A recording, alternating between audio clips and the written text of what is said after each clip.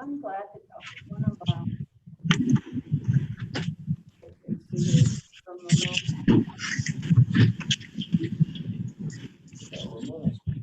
that's what we're after. Horses bred up there. Yeah, we're actually. Well, I'm glad that one of from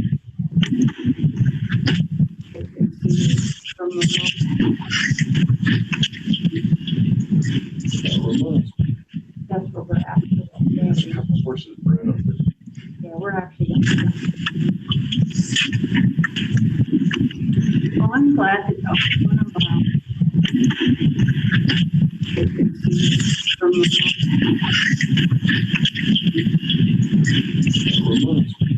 that's what we're after.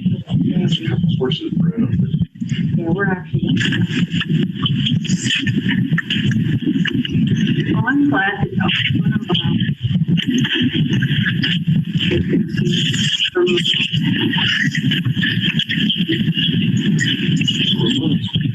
that's what we're after. Horses bred up there. Yeah, we're actually. Well, I'm glad that one of from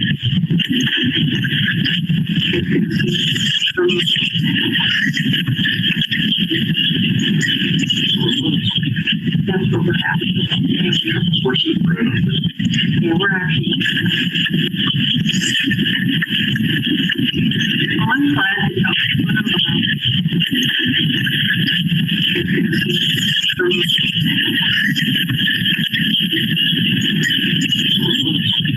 that's what we're after.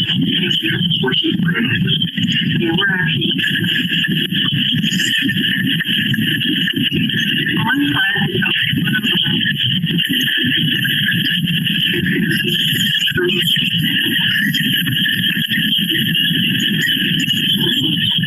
that's what we're after. Horses bred up there. Yeah, we're actually. Well, I'm glad that one of from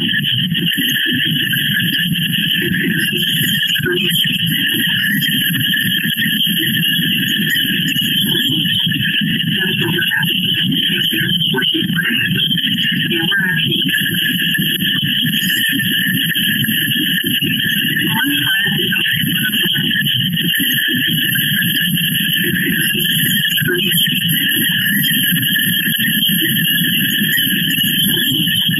that's what we're after.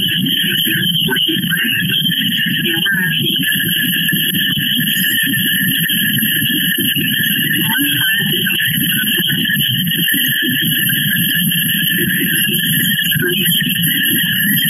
Could we have anybody who isn't muted, please go ahead and mute their line? yeah, we're actually. Well, I'm glad that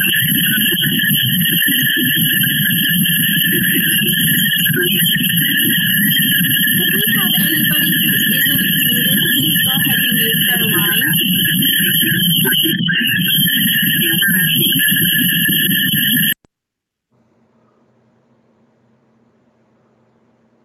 Now what happened? I just turned that volume down. I wouldn't listen to that. I know, but the noise went off.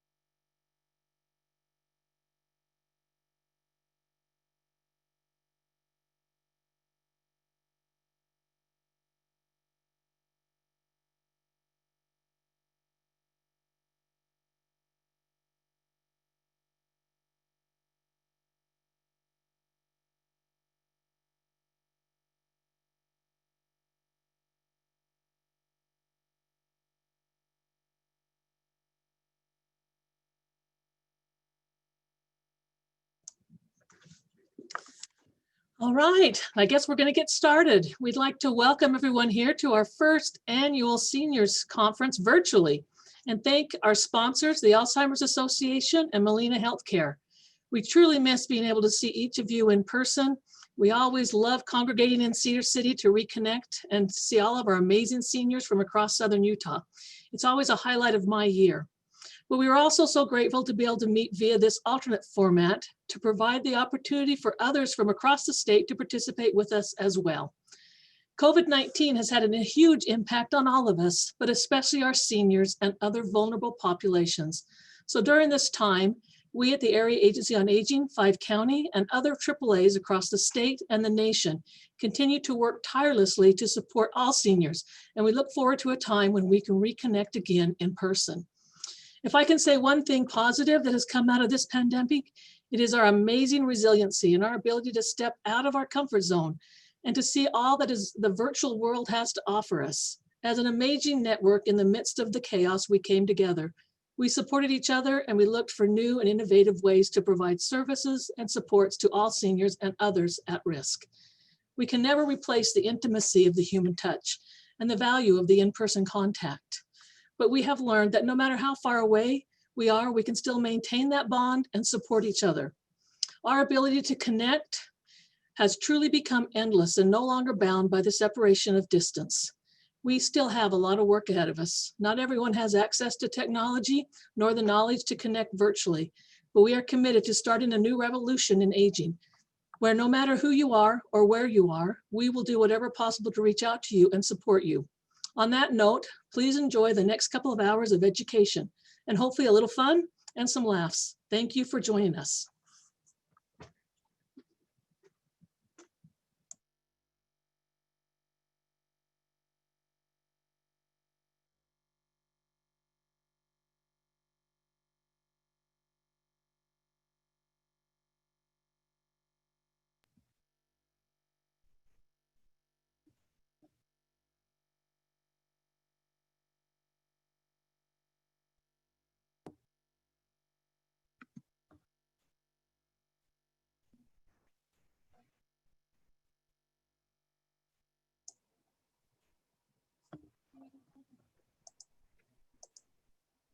Not hearing any sound.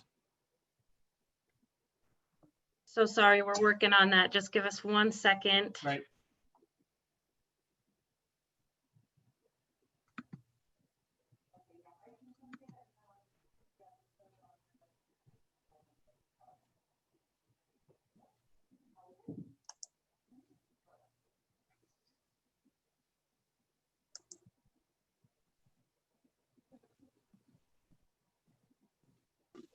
Welcome, friends, to the Land of Oz. All of the citizens here are going to help you along our journey. Our esteemed speakers will expand your brain, touch your heart, and tell stories of courage by the... Who is this? What are all these people doing here? They're house dropped into the Land of Oz. They're here to seek knowledge. Let them try to learn something. I'm the most powerful witch of all of Oz, and I'll stop them from learning anything. Oh, rubbish. You have no power here. Now you be gone before I drop a house on you. Very well, I'll bide my time. As for you, I may not be able to stop you from learning, but try to escape me. I'll get you, my pretties. And now that she's gone, let's go back to what I was saying. Hopefully, we'll end our time today that you've learned something important, some lessons to be safe at home. Once you've learned what you came to learn, you can close your eyes, tap your heels together, and say 3 times, there's no place like home. There's no place like home. There's no place like home.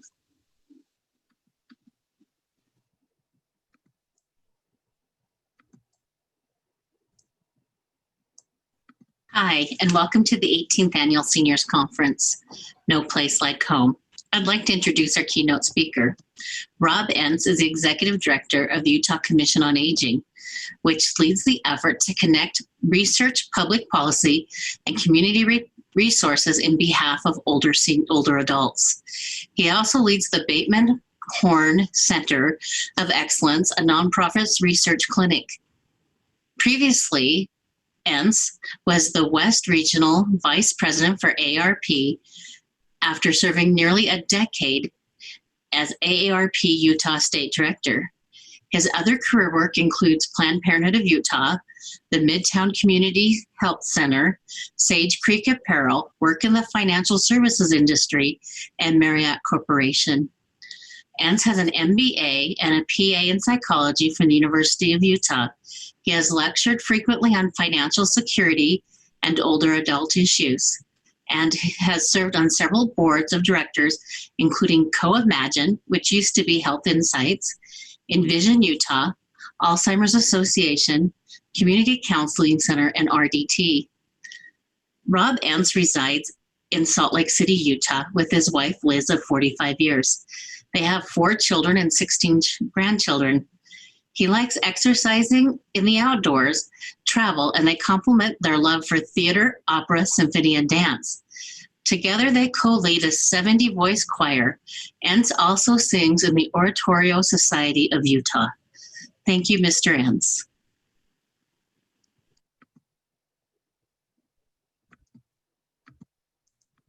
I'll grab that screen. Can everybody hear me okay? I trust. Thank you so much for the opportunity to be with you today. Again, my background's been explained and maybe a little embellished. Let's hope that it plays out okay. I realized that in talking with Southern Utah that I have many relatives down in St. George and in the Cedar City area that share the same last name. I just want to be clear, they're the ones with all the money. I'm just simply a servant of the nonprofit world. And we're distantly related, but love Southern Utah, always spend a lot of time there every year and wish that we could be there in person this year. Clearly our time together is very different than was envisioned several months ago.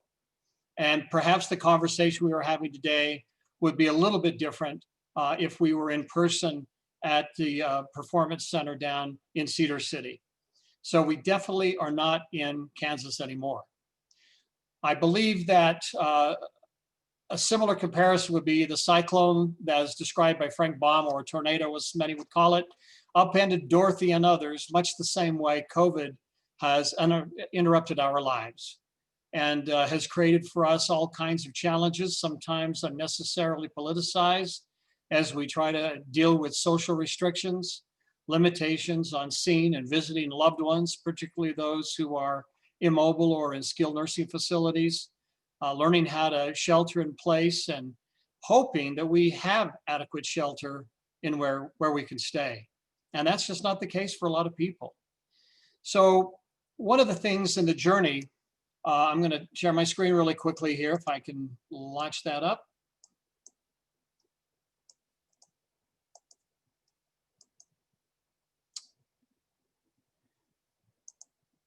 In the journey to Oz, they were all looking for perhaps some sort of magic to discover what was already evident inside of them. And what was particularly interesting was, as they made their way to look for their desires of their heart, they ran across this guy. And I wanted to make sure that you understand that he's not like my brother or my doppelganger. You know, we have a little bit of a similar look. But I'd like to think that while we are both powerless, effectively, I'm not a charlatan. This guy was a bit of a curmudgeon and would send the help seekers out to do his dirty work for him. But one of the things that they came back and understood was that the answers were right in front of their face, whether it was the courage or the heart or the intelligence or the desire to be back with family. These are all things that they had within their reach. And so today, as was indicated in the introduction, what we're going to do is talk about sharing information, because information is power. And the way we learn to deal with survival in the aging experience, perhaps complicated a little bit by the fact that we're dealing in a COVID world, requires good information. It requires honest information. It requires us to think of the public good as opposed to getting caught in our paradigm of self-interest. And if we are able to do those kinds of things, we'll have not only better experience aging and navigating that experience, but also having a healthy community to join that journey with us. Here's the demographic reality. Everybody's getting older.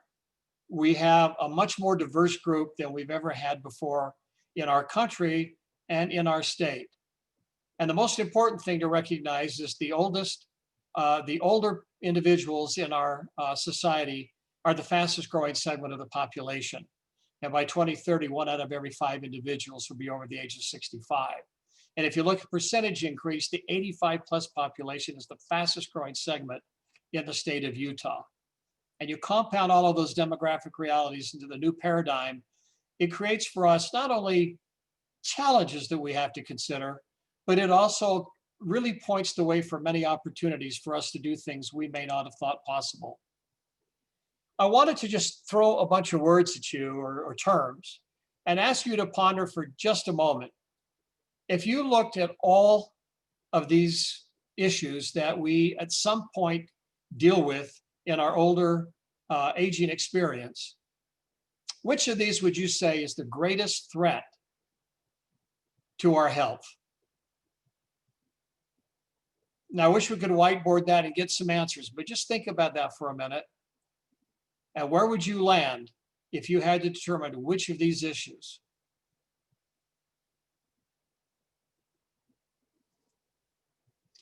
According to the Surgeon General of the prior administration, the #1 threat to our health happens to be social isolation. And social isolation has become it's come to the forefront of the paradigm that we're living in right now. Studies done at BYU point out that it's worse than smoking or obesity. It absolutely adds to a lot of the comorbidities and drives up healthcare costs. It impacts the 17% of our 65+ population. People get depressed. There are, in addition to adverse health effects, they feel less independent. Social isolation is really important to understand that this doesn't mean that you go like Thoreau out to Walden and you deliberately put yourself outside of society for periods of time. A person can feel socially isolated in the midst of a group of people. There was a great article in the Salt Lake Tribune probably about a week ago by Don Gale. If those of you follow the Tribune or follow Don Gale's career, he's been a commentator. I think he was even on KSL for a period of time.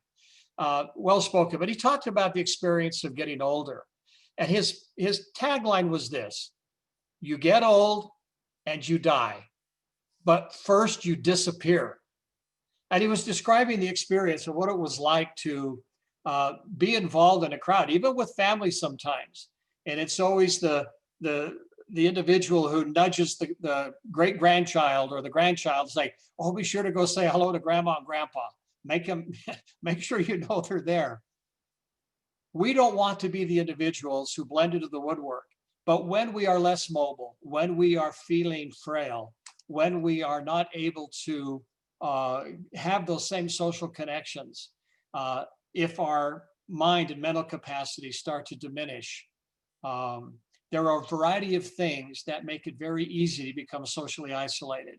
And this is one of those things that we as a society need to pay particular attention to because it affects so many other things in a very striking ways. So the 3 areas I want to talk to you a bit about today is really what does it mean to create your literal no place like home?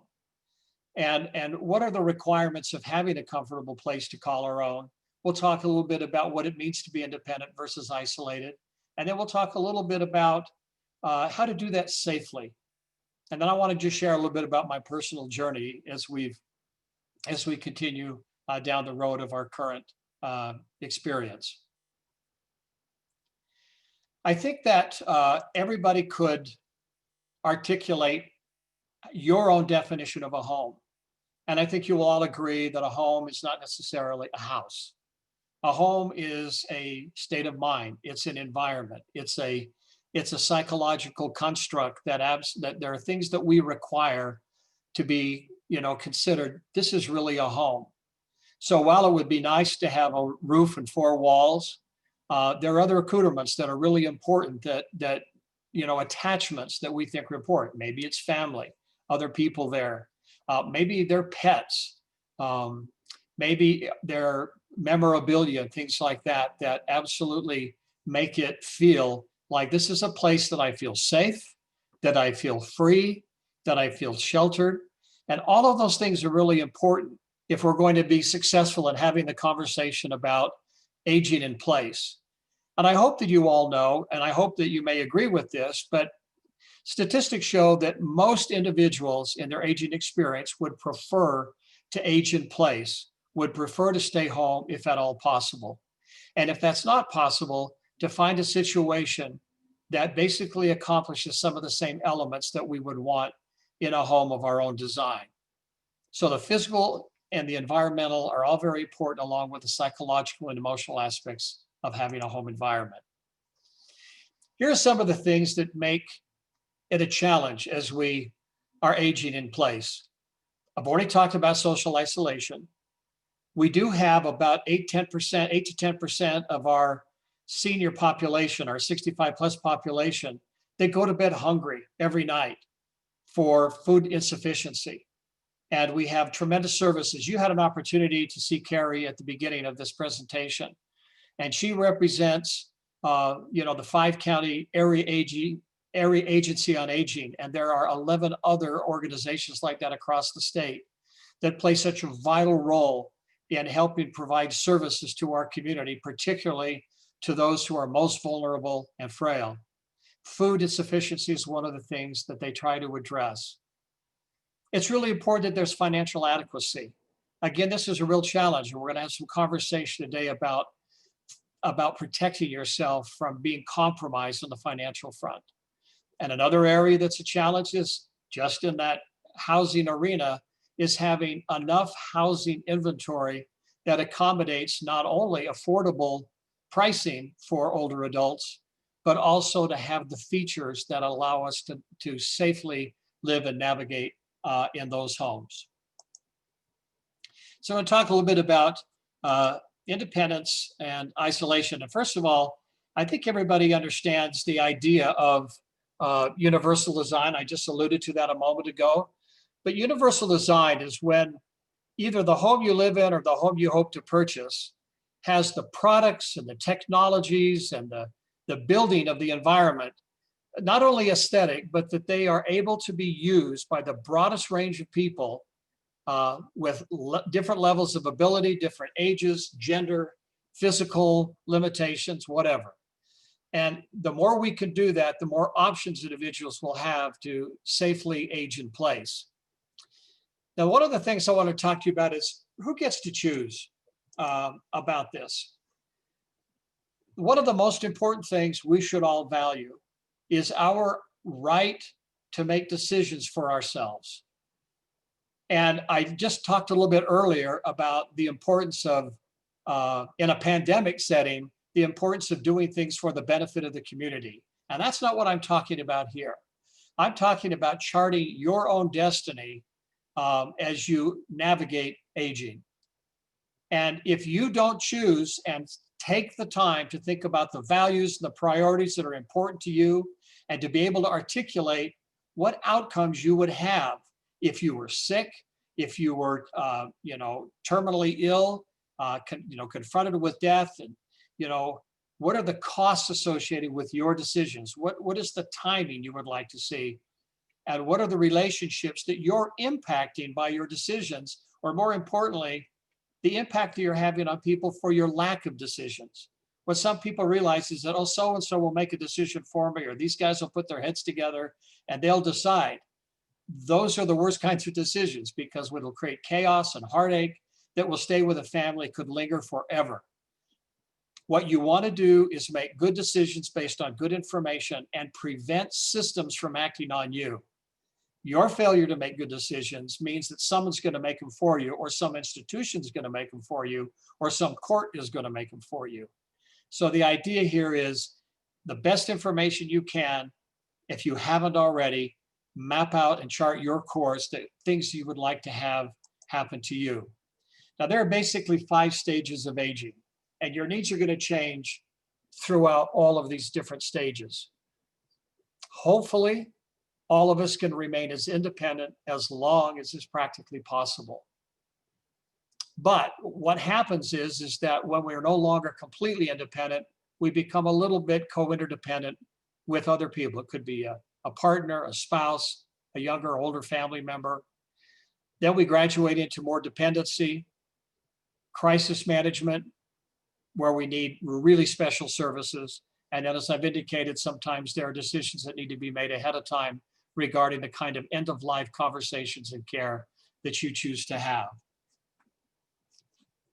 Good starting place for this goes back to the conversation I just talked about using our AAA, and not the automobile folks, the Area Agency on Aging, and the individuals there who are trained in assessing what your needs are in your situation, where your vulnerabilities are, where your gaps are.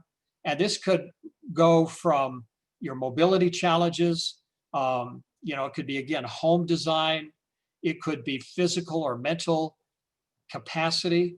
All of those things can be assessed and help you understand where you're at in this particular area or stage of aging. And that helps determine what services may be available to you or decisions that you need to make, or bring loved ones together with you to make those good decisions. Here are just a couple of things that really confront us as we go forward. Healthcare is still one of the greatest threats and opportunities of our society. Many older adults deal with the costs of drugs, and understanding exactly what they're getting and for what reason, and are they affordable. Our country still continues to spend 2 to 3 times on healthcare generally than other developed countries of the world, and our outcomes are actually less. You hear a lot of rhetoric about the great outcomes we have. Well, we don't when it's compared to other developed countries. There are some categories we rank actually very low, and we could do a lot better for the money that's being put into our system. But here's another sobering thing. 32% of Medicaid dollars are spent in the last 2 years of life. And this is why it's really important for us to make good, conscientious decisions about our healthcare, so that, again, systems aren't acting on us because we fail to make a choice. And sometimes, and this has come directly out of a doctor's mouth, we torture people with care. There are situations when individuals simply want to transition into that last phase of their life, or they want to die in a certain way. And we continue to act upon them and deliver services care that is not only costly and unnecessary, and is not going to improve the quality of life, and is unwanted. And the only way we manage that is by making sure that we are active when we're able to have that voice in the game. Here's another challenge. Many of us have been, will be caregivers, or will be cared for. And there is a literacy challenge that I'm going to just talk about 3 really quick areas here that all of us have to consider, that if we're going to help each other through this, is that we have to have a certain understanding. A simple thing could be you're discharged from the hospital for a procedure, and there is now a law, the CARE Act in Utah, that allows for information to be shared with your appointed advocate. And this individual is going to have concerns about, do they have enough knowledge to make decisions to support you? They're concerned about their own ability. They want the proper information, but they want to be able to understand it.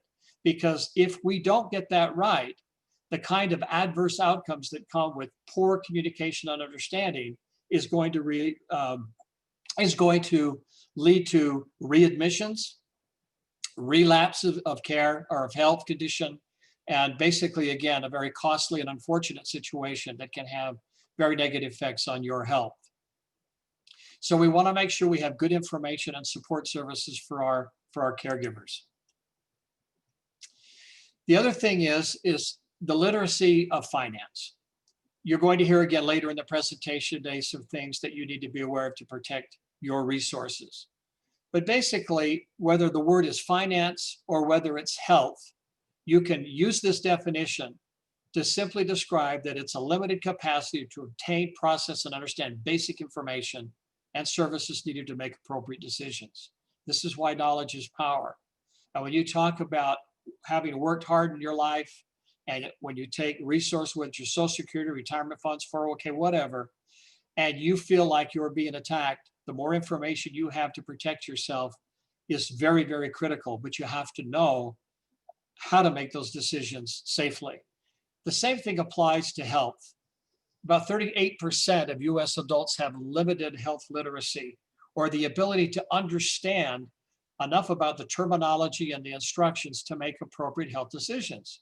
And if you're helping somebody with their prescriptions and allocation, there are a lot of people who this 38% represents a level, which means they can look at a prescription direction on a bottle of medicine and not know exactly what that means, not know how to process that in behalf of the person that they're caring for. So, and that's pretty fundamental, you would think.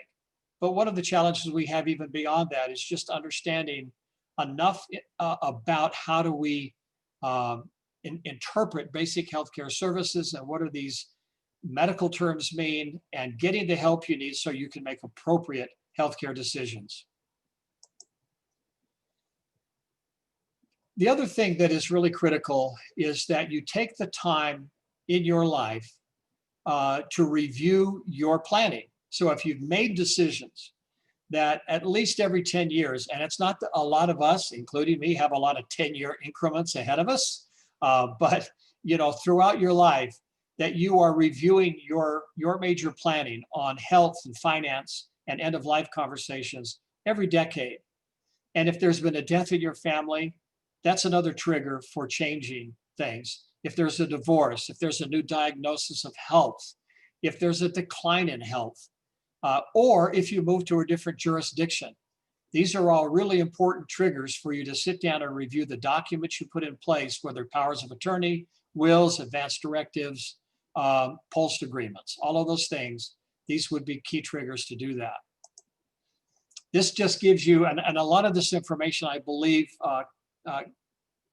our support team for this conference will provide you if you'd like. And there are resources available on the Utah Commission on Aging website and videos that talk about these particular things, but just for people to understand the difference in the timing and the need for putting together an advance directive.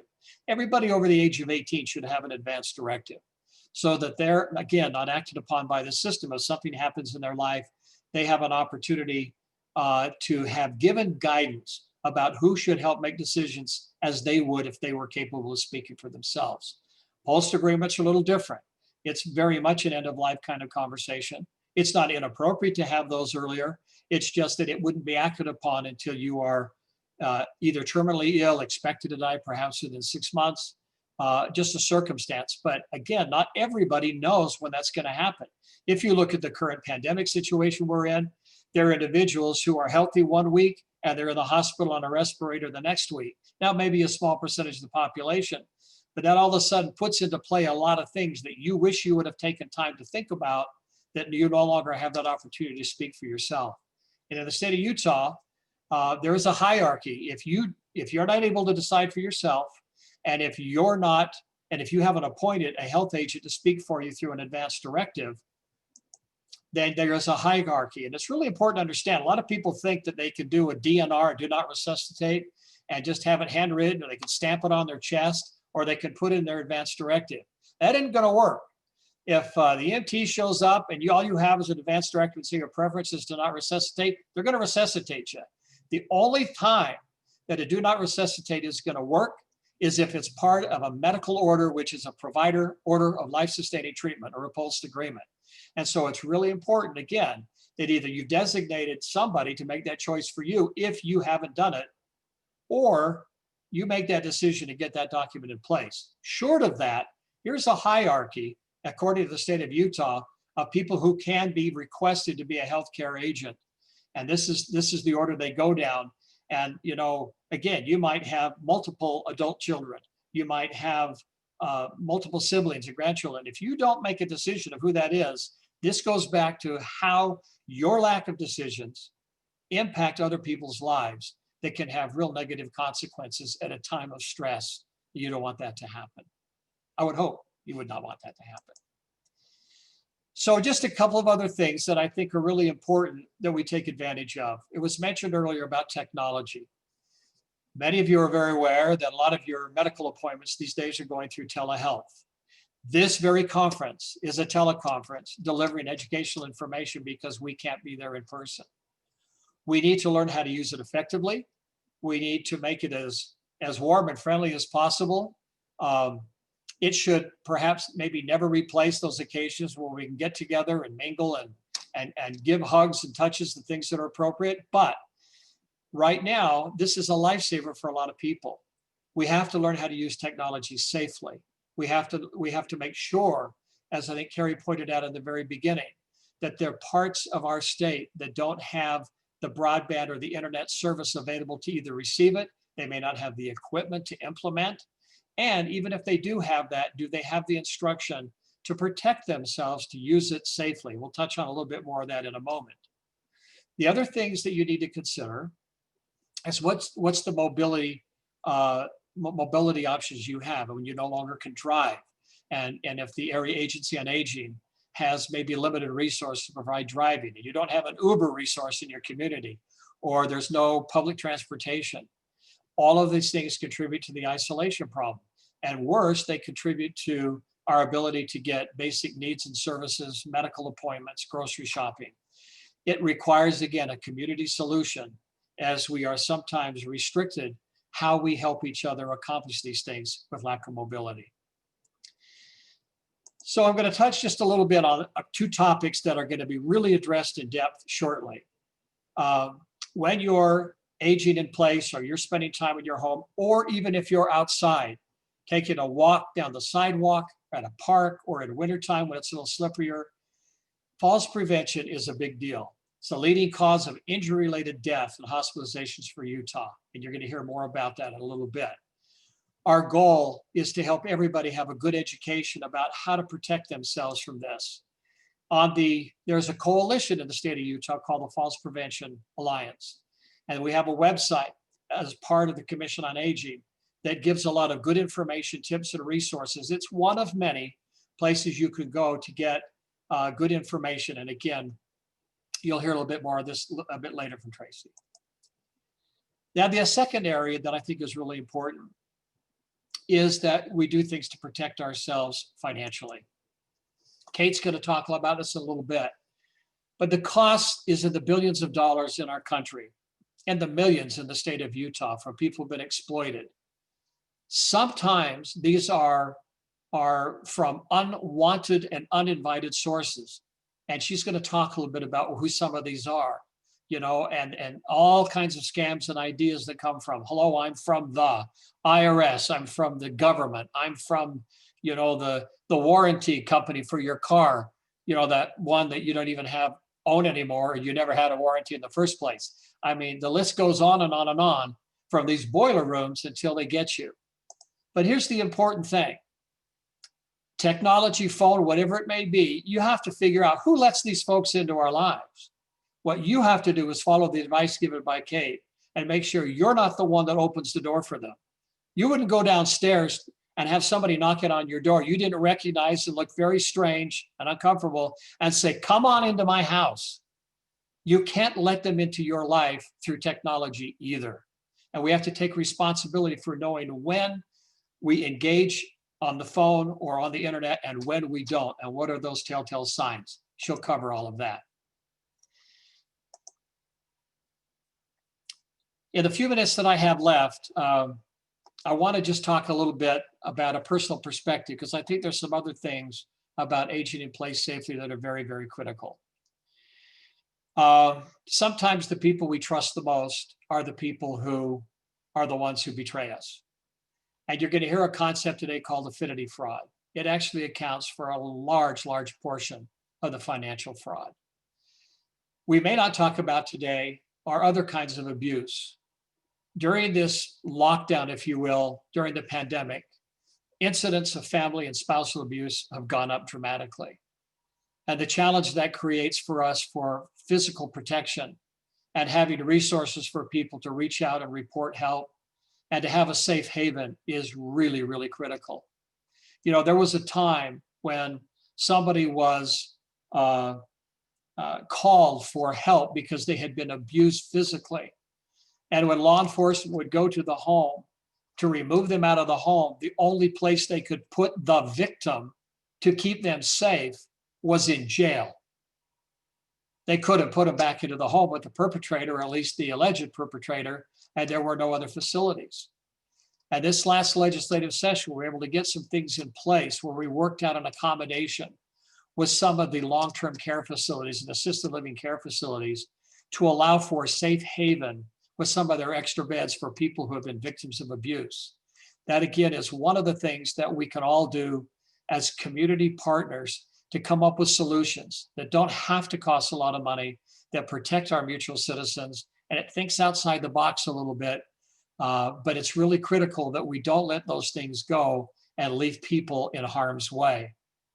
So emotional, verbal, physical abuse is a really serious problem. And it's really critical that people feel safe to reach out and get that help. And again, some guidance will be coming on that a little bit later. So as we entered into this new arena last spring of the pandemic, I kind of experienced my own personal COVID cyclone, if you will. Last September, not too far, it might have been around 9/11 actually, I went on a family hike with a couple of my grandkids and son-in-law and daughter. We went up to Bloods Lake, which is at the top of Guardsmith Pass, for those of you who are familiar with the Brighton and Park City overpass area above Salt Lake City. And the hike's not very long. It has a couple of things, but you're ascending maybe 400 feet. I nearly died on that trail. I was gassed. I was exhausted. I was totally unprepared. I hadn't eaten anything that morning. The worst part was I was just freaking out of shape and overweight.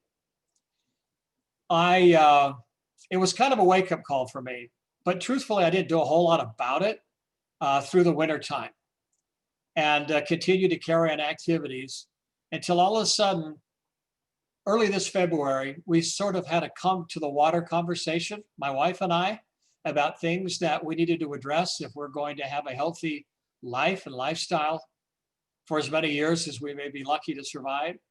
And she frankly had had enough of my shenanigans. And she let me know it.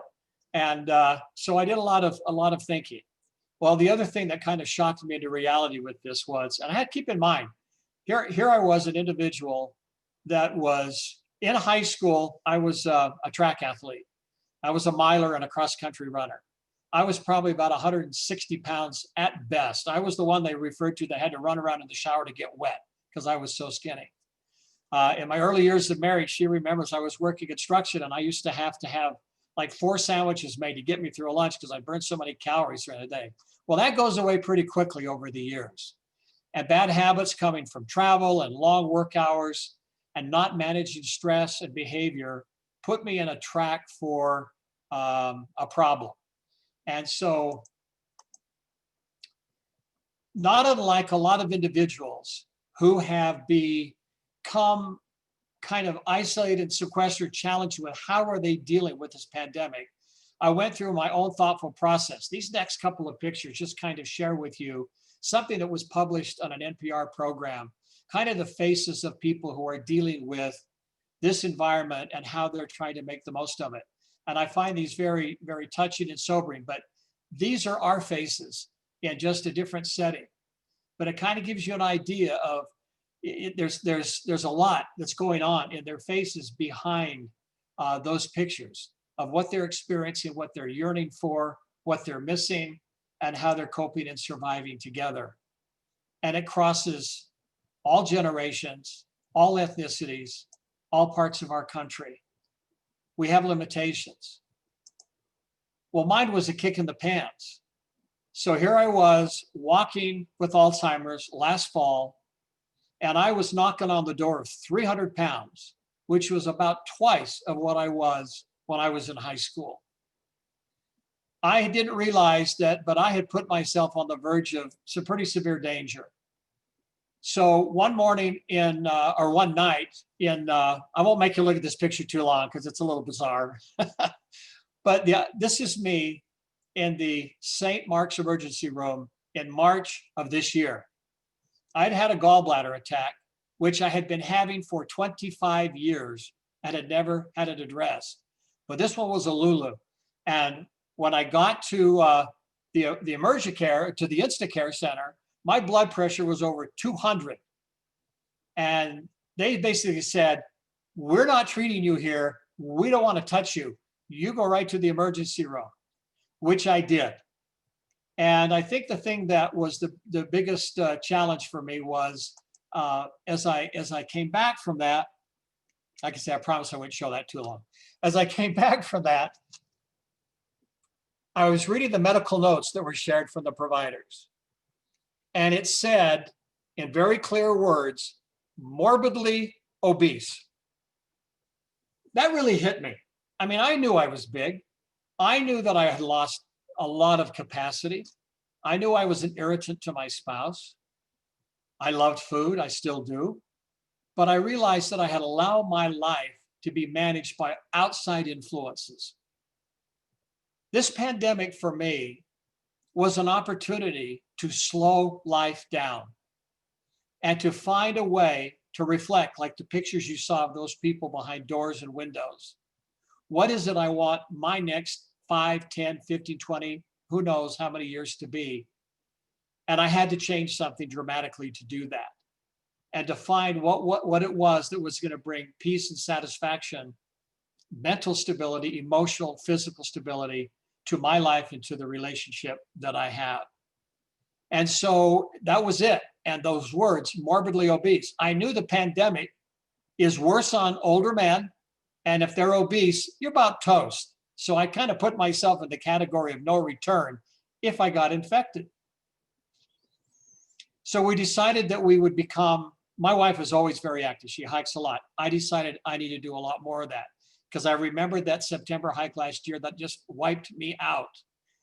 Well, so we started doing more hiking and she's been very patient. But as we went, and all of you know what body mass index is, right? Body mass index is what tells you whether you're kind of in a normal range, you're overweight, or you're obese. I had to lose 56 pounds just to qualify for overweight. And I was successful in doing that. I just crossed that threshold a couple of weeks ago. I've now lost 60 pounds from where I was and hope to lose another 20 or 30 pounds to become normal, according to BMI, okay? But this is how I choose to spend my time with my wife. This is hiking up above Timpanuki. This is confronting, I'd rather confront a moose on the trail. And believe me, I'm the one that yielded here quickly, but what a beautiful creature. I want to be able to continue to see those creatures. This is us at the top of Prince of Wales mines above Alta and Snowbird. And these were accomplishments that were hard for me, but I was able to do them because I put my mind to it. And during this particular time, the catharsis of being able to be out in the fresh air was huge. Here we are hiking up to a place above Bloods Lake. So I went back to the place of my demise in September of last year. We hiked to that place and then went more than twice as far to another place called Lake Lackawaxen. That's a lovely name. And the payoff at those places is to enjoy one of my homemade cookies that is very nutritious. And I allow myself when I reach the top of the hike. So here we are at the lake enjoying that. And I'm a little bit slimmer, but not where I need to be. The other joy I have with food, and this is the beauty of the lockdown, is we're cooking at home. We're not buying out as much, even though we try to support local services, but we truly are trying to do what we can to eat wiser, to sleep better, and to manage the stress. And there is nothing like a fresh homegrown tomato, as you all know. This is the lifeblood of the summer season. I miss not having those for sure. So anyway, if I summarize this, there are 3 things that have really kept me going, and hope that all of you will find those things in your life that will help you survive the current environment. And even as or if the pandemic wraps in the next year or so, that you will continue to hold on those things you value and cherish. And for me, it's exercising and being with my loved one. It's actually enjoying the fruits of the earth. I love music, as was said earlier. Music keeps me going. And then most importantly, time with my family. And this is not all of them, but it's a good part of them. And I don't know if Carrie said I had 16 grandchildren or 46. I have 16. I want to be really clear about that. So a last final word about the commission. The job of the commission is to try to connect public policy, academic research, and community resources to help all of you navigate to these places. If you know about them, you're great. You're blessed to do that. If you don't, the commission's goal is to help you connect through our website, through our podcasts, our social media work, to empower the public to make good decisions. If we do this, we'll be innovative, we'll sponsor new things, we'll be good with our advocacy, we'll have better public awareness, and we have wonderful partners who support this effort. Here's my contact information that will be available to all of you. And I just thank you from the bottom of my heart for the opportunity of sharing time with you. And I now yield the floor. Thank you so much. Thank you so much, Rob. We're so grateful that you were able to join with us today. And your wealth of expertise and experience and knowledge, thank you so much for being with us today. Right now, we are going to change things up a little bit, and we are going to play a game. So some of you may have heard of Would You Rather, and that's what we're going to do. For just the next couple of minutes, I'm going to pop up some questions that you'll see on your screen, and I'll give everybody just a couple of seconds to quickly pick your preference. Remember, with these, there's no right or wrong answer. It's just for fun, and we're just trying to get an idea what people like and don't like. So you're going to see some questions come up on your screen. And just, again, take it just as quick as you can. Click your preference, and we will see what everybody thinks. So our first question here is, would you rather live in a cave or live in a treehouse? So just chime in there quickly, and we'll give just everybody a few seconds. I'll keep an eye on where everybody's at. When we've got most of our people who have voted, we'll go ahead and end that polling. Give everybody just 5 more seconds. Okay, so now, would you rather live in a cave or in a treehouse? Overwhelmingly, we are treehouse people. We don't have very many who would want to hide out in a cave, but the vast majority here want to live in a treehouse. So we'll move on to our next question. And now this one is an important one. Would you rather always be hot or always be cold?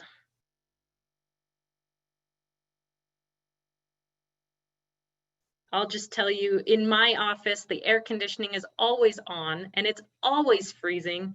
And I always keep a jacket behind my chair because I always need it. We'll give everybody just another couple of seconds here. See if we've got everybody answered. And here we go. So this one was much more evenly split. We're not decidedly one way or another. We've got 48% who would rather always be hot and 53% who would rather always be cold. Move on to our next question. And this one I think is very important to know. Would you rather have 1 wish today or 3 wishes next year? Give everybody a second.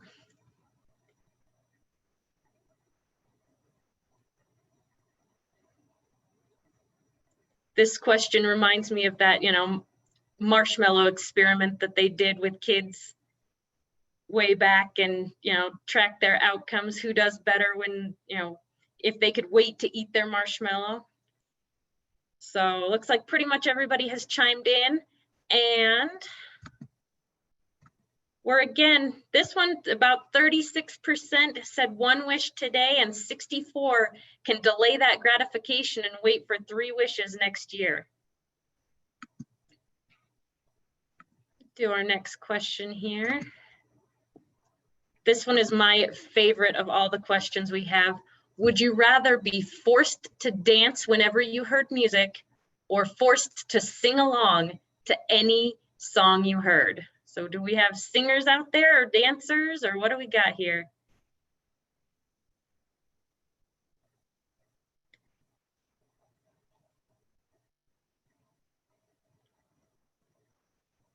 Give everybody just another second here to answer this one. All right. So this one was another pretty even split. 40% would rather be forced to dance and 60% would rather be forced to sing. That one's a really tough one. Both would be a little awkward and a little embarrassing. We have one final question that we're gonna do before we get to our next speaker. So our final question, would you rather always say what you're thinking or never be able to speak again? Again, a really tough one. Those brutally honest, or the ones who would rather just shy away than be brutally honest. We'll give it just one more second here. All right, so again, this one was an overwhelming 88% would rather always say what they're thinking than never be able to speak again. I think I agree with that one. That one, it would be pretty tough. So that was our fun Would You Rather game. And just to break things up a little bit, but we are now going to move on to our next speaker.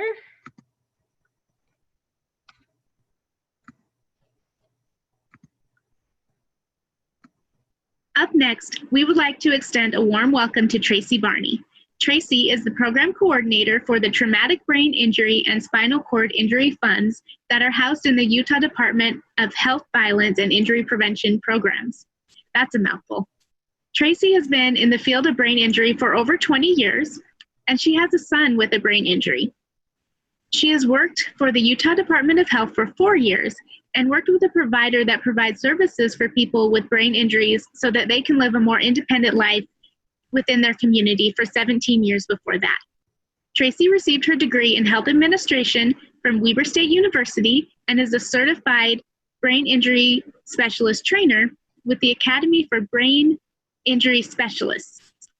We are lucky to work with Tracy in conjunction with our RSVP program, and we are happy to have her with us today. So welcome, Tracy. Thank you so much for that introduction, and thank you for allowing me to be here today. I am, like she said, I'm the primary prevention coordinator and the Violence and Injury Prevention Program at the Utah Department of Health, and I also am the Traumatic Brain Injury Coordinator.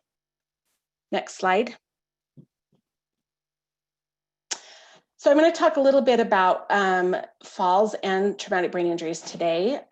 So falls among older adults are common, costly, and most are preventable.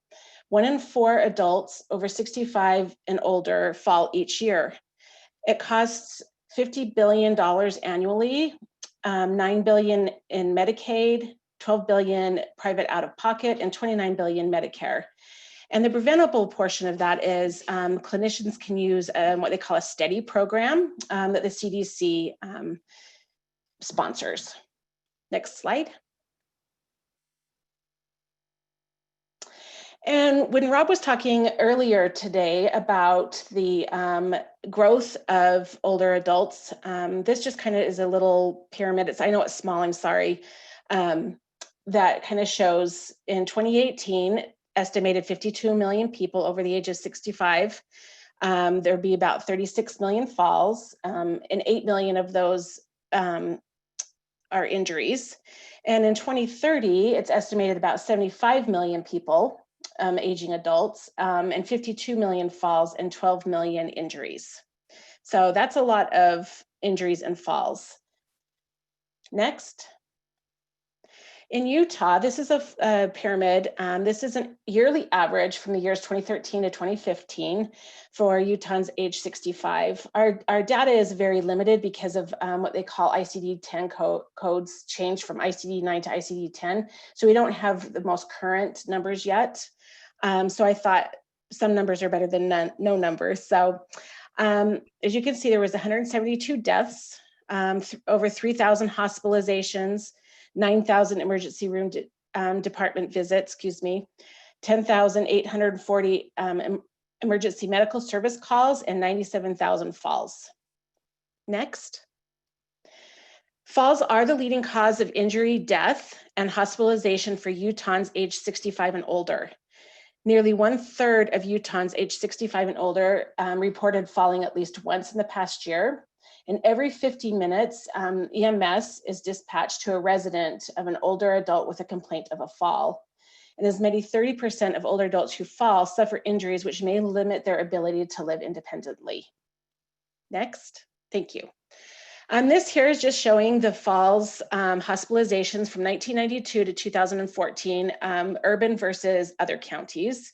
As you can see, the urban is in orange, and there's a higher rate of falls hospitalizations in urban counties than there are in other counties.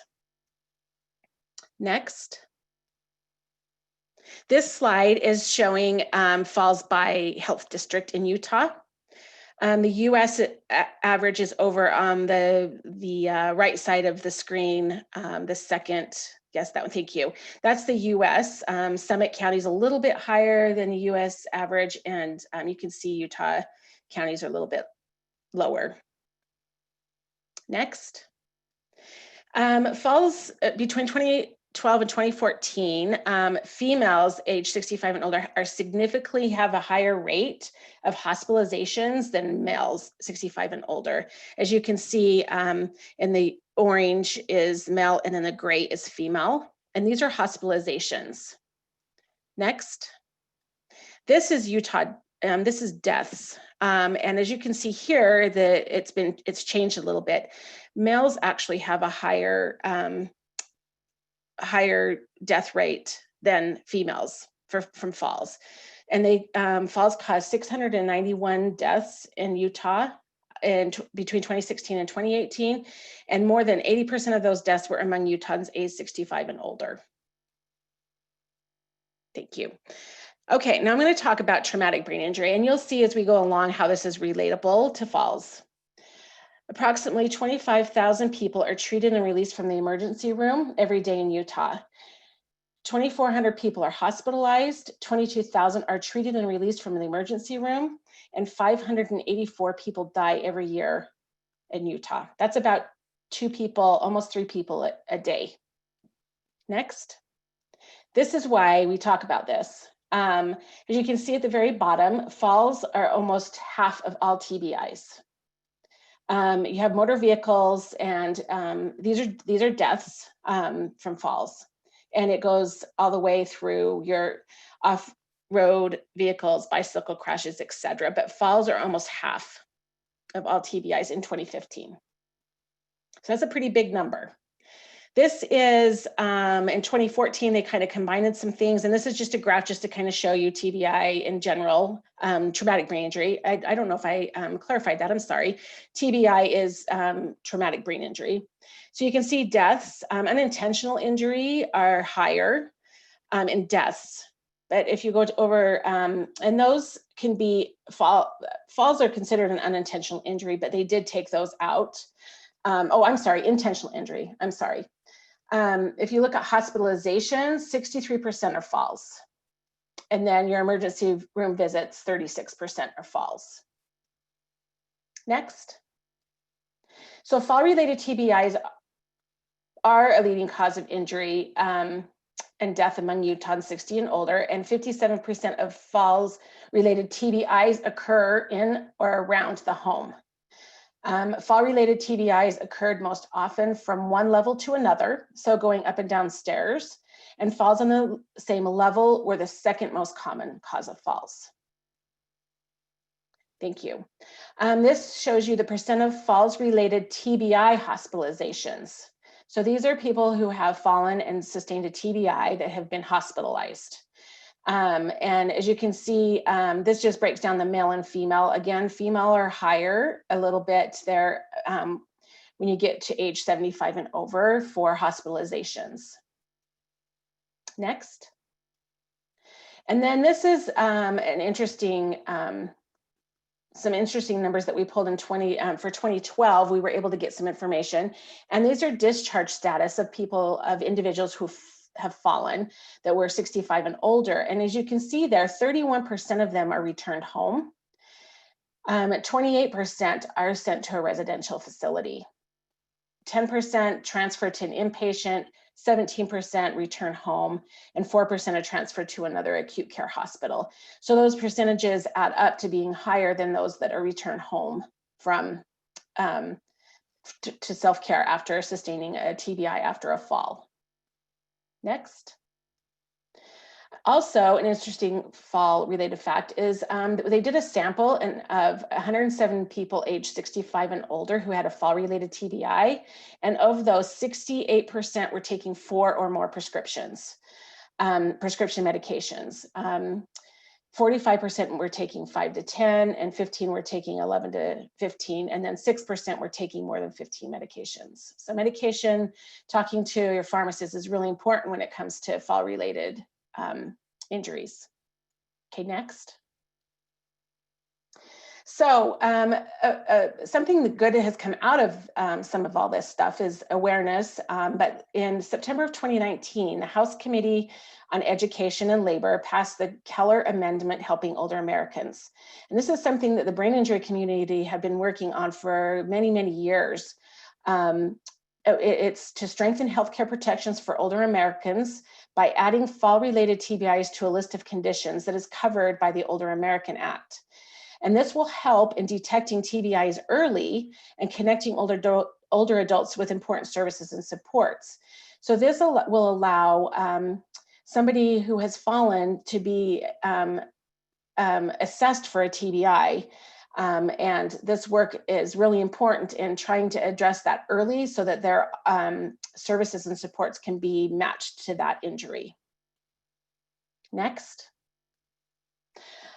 Some TBI symptoms that are pretty common among injuries.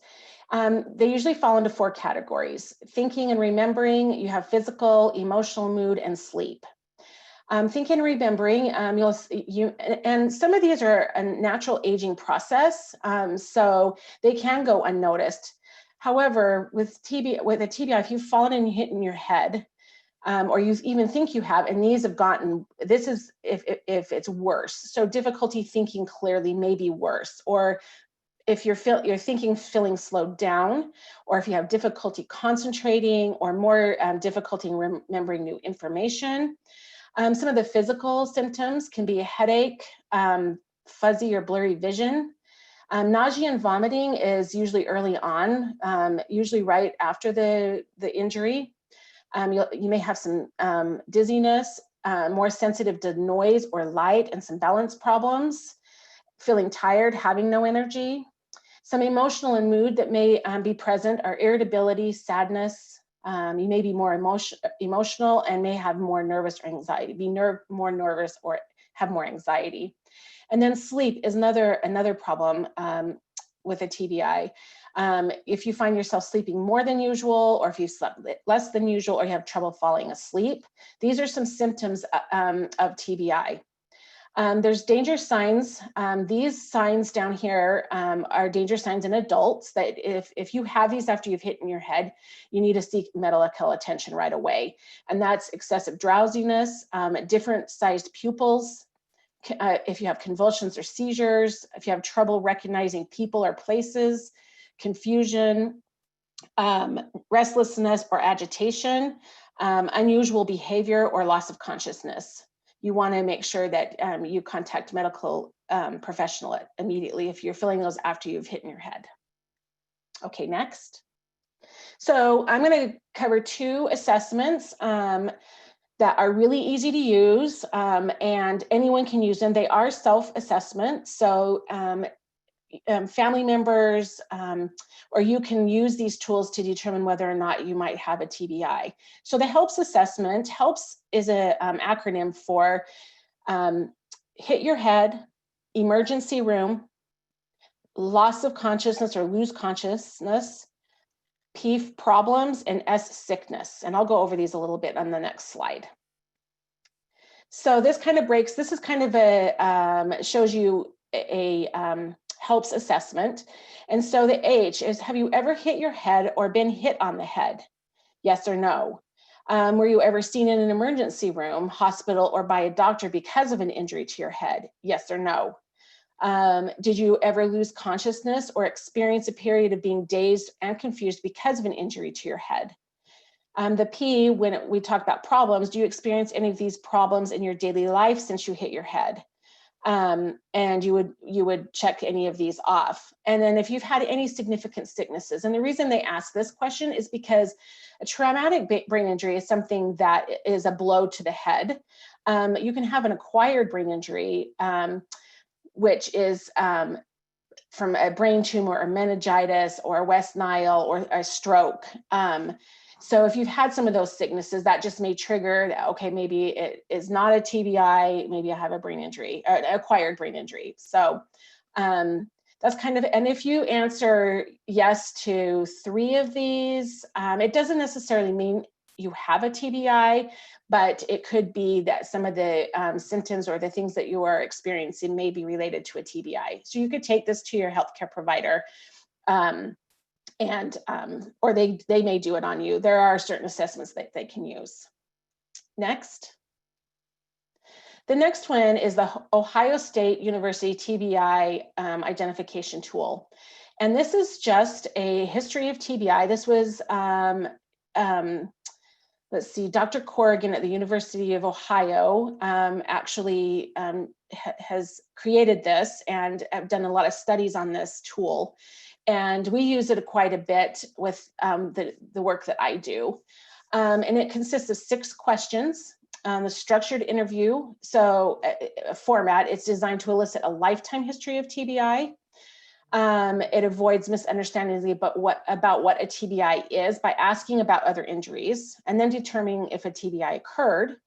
And it provides a richer information about history than a simple yes, no. And sometimes this is very helpful in getting some of the resources and treatments that someone might need. Next slide. And this is just, I know it's busy, but this is just shows the screening tool. And on the right-hand column, that is the first page of the screening tool, but there's, in step 1, it just has some quick questions that you can ask yourself. And the other sections are just places that you can write them.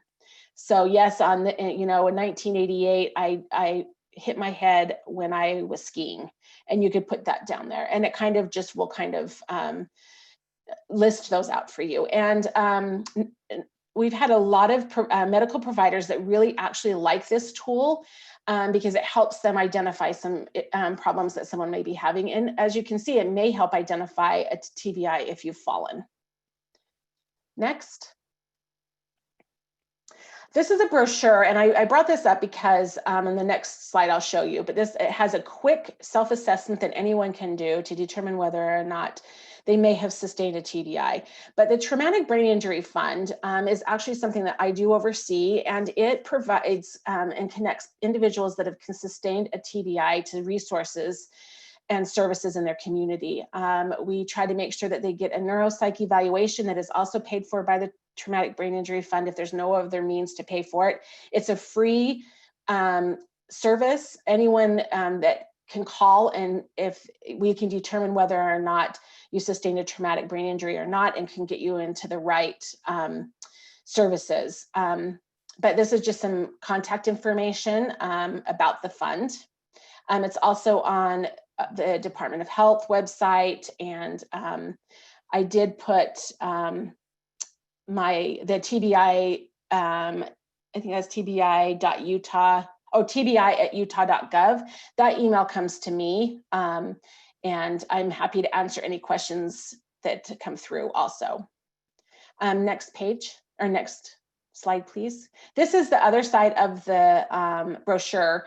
And I wanted to show this because we've simplified some of the assessments and 5 easy questions to ask yourself. And these questions will just go through. If you answered yes to any of those, you should probably talk to your medical provider and talk to them about that. And you can also call the hotline there that also, it goes to a provider that provides services under the TBI fund that can get you connected to those services that you need. But it just gives you some symptoms of TBI and some just quick facts about TBIs and falls. Next slide. Oh, I forgot to mention on those brochures, I have a ton of them. So if anybody is interested in those, please contact me. I'll give you my contact information, or you can email at TBI, and I'm happy to mail them out. They're good just to have, even just for that assessment. I'll give you my contact information at the end. But many falls are preventable. This is just a little card that I found on the National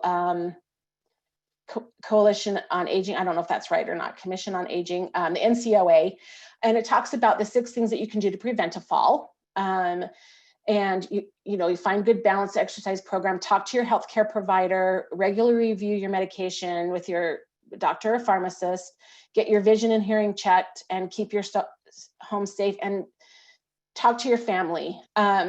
Sometimes people fall and don't know that they've hit in their head. They may fall alone and not realized. And so it's important to talk to your family. I know when my dad is very active, and he's 74, and he's fallen a couple times, and every time I ask him, have you hit your head? And he says no, but I'll try to, well, with COVID, I don't get to see him as much, but I do try to watch that to see if maybe ask him questions if he's had headaches, that kind of stuff, just to keep an eye on that. Next slide. I think I'm almost out of time here, so I'm going to go through these really quick. I'm going to mention 3 falls prevention programs. 2 of these are being done virtually in Utah. The third one is not, we don't have the ability to do that yet. Otago is a very good program, especially for the frail and elderly that are homebound. And I really like this one because a TBI can happen to anyone, anywhere, and their risk of falling is high. And Otago is a good program for even those that are homebound and have a little bit of hard time understanding certain things, because a physical therapist can come in and talk to them. Next slide. Tai Chi for arthritis. This is a wonderful, wonderful program. And it is a falls prevention program. We do have the ability to do this virtually. And so watch your local health districts. I think most of them have the ability to do this program. And it is a wonderful program. It's you don't have to be able to stand to do it. You can sit, and it's just a great program. It helps with arthritis and your falls prevention. Next. And then, of course, the stepping on. This one has not been approved to do virtual yet. And so this is kind of on hold. There may be some people that are providing it. The Department of Health doesn't recommend that, just because you can't, it's a vulnerable population. And we don't have any way to do it virtual, but it is a great program because it does help get eye doctors and your pharmacists in talking to you about falls prevention. Next. And then I just wanted to mention really quick, this is my last slide, is the Falls Awareness Week. Usually the National Council on Aging does this the first day of fall every year, but this year they've done a whole week. It's September 21st to the 25th. And the purpose for this is to raise awareness about how to prevent falls and fall-related injuries in older adults, and provide education, action, and advocacy. I put the website, but that is really long, but you can go to the ncoa.org and find the information. And they have some great Awareness Week toolkits that you can use.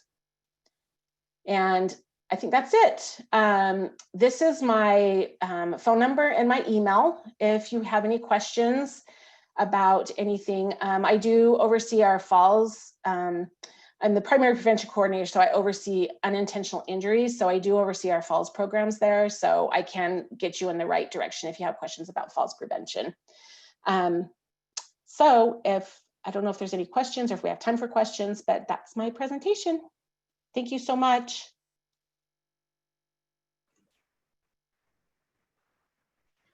Thank you so much, Tracy, for joining us today. That Thank was you. great. It was really great information for everyone. And those classes that she mentioned at the end, we do have those in the 5-county area. We have a Tai Chi class that's actually going on right now in Cedar City. It's outdoors and it's social distance. And the participants so far have had a great experience. So we are excited about that and we would love people to join that. And we're also going to be participating in that Falls Prevention Week that Tracy mentioned. So check our social media and our emails for that. If you're not connected with those, just head on over to our website, which is where you would have registered for the conference today, and find out more about that. Up next, we have a little game to play with you guys. Since we've all been sitting around for about an hour and a half now, we want to give you a chance to get up and get moving. So if you would, we're going to have a little list pop up on the screen of some items that you may have around your home. And we want you to get up and see if you can find some of these items. The person who can gather these items in the 5-minute time frame will win a prize. So when you have the items, come back to your computer and in the little chat box, just tell us how many you have. Listen in and I will be shouting out the number of how long we have left in the activity. So good luck, be safe, and let's see how many things we can gather.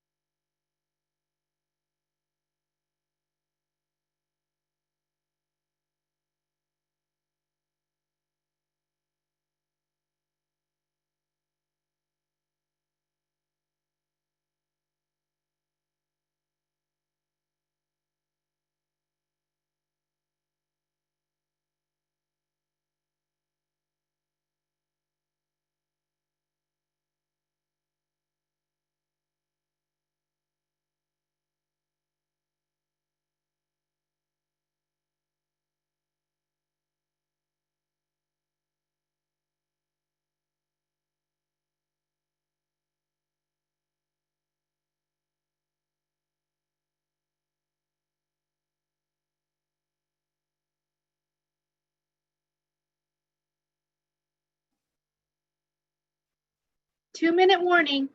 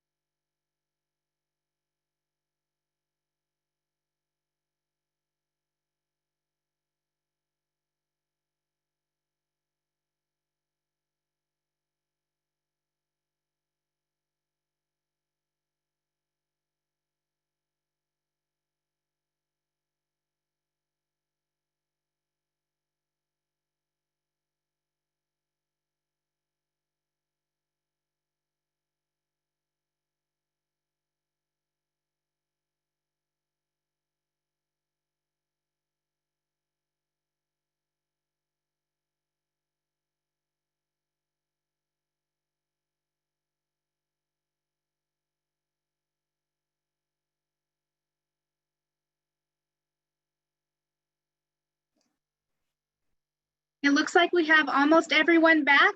Those of you who are still out running around, let's do about 30 more seconds.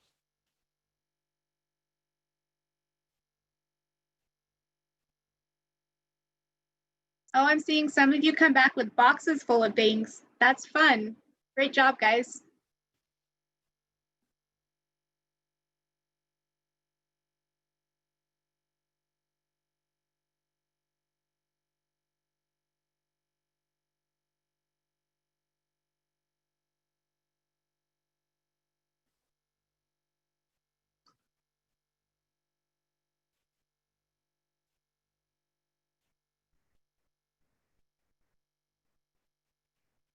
All right, it looks like we're all back now. And we've got a lot of you showing us what you've got. That's great. I'm looking around here and seeing what everyone has. Oh my goodness.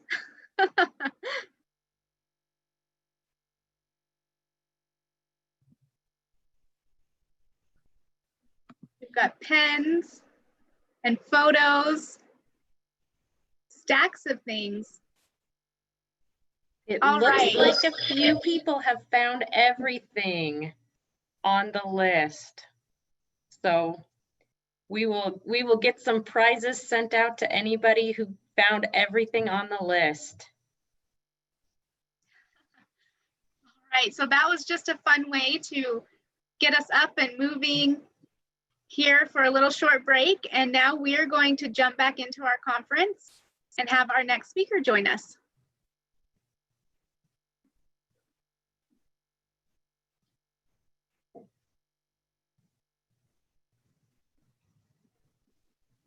We would like to welcome our final speaker for today, Kate Nance. Kate Nance works for Adult Protective Services, managing a grant to reduce financial exploitation of vulnerable adults in the state of Utah. She previously worked as an attorney specializing in elder law, including estate planning, guardianship and conservatorships, and probate matters. She has seen firsthand the devastating effects that financial exploitation has on individuals and their families, and is passionate about providing education and services to empower seniors on this topic. Welcome, Kate. Hello, everyone. Thank you for that introduction. My name is Kate Nance, and I am very excited to talk to you today about protecting yourself from financial abuse and scams and frauds. So, as Rob so eloquently introduced, financial exploitation is happening right here in our own communities. Next slide, please. In fact, Utah has a long-held reputation as the fraud capital of the United States. There is so much I love about Utah, and this is not one of those things. Next slide, please. So we have the highest rate of Ponzi schemes per capita, and Utahns lost $500 million to affinity fraud and scams over a 10-year period. Worst of all is less than 5% of victims get even a portion of this money back. Next slide.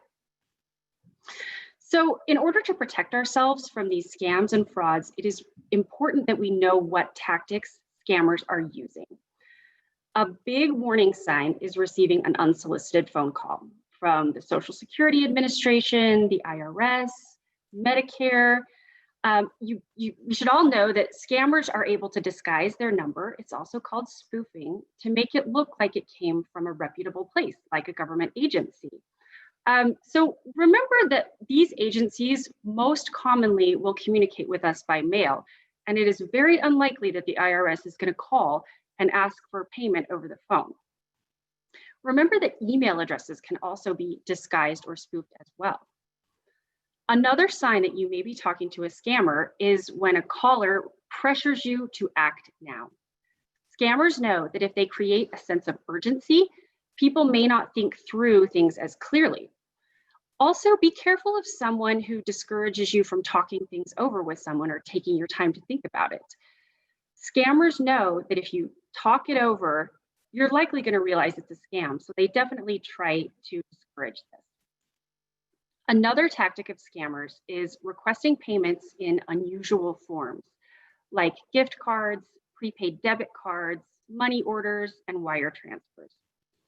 Once these payments are made, they generally cannot be undone, even if you get law enforcement involved. And this is becoming more and more common. It's even happening with purchases that people are making on Craigslist.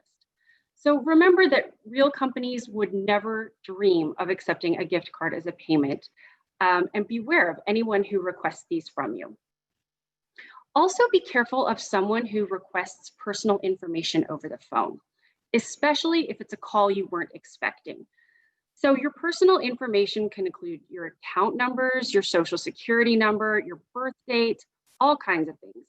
Even be careful giving your Medicare number over the phone. A lot of times someone will call and say, oh, I need it so I can send you this health kit or something. And it's a way to get your information and potentially abuse it. So if someone requests this and you're not sure if it's legitimate, tell them you're busy. Tell them you need a moment and you'll call them back. This can give you time to think it over, think about whether it's a legitimate request or not.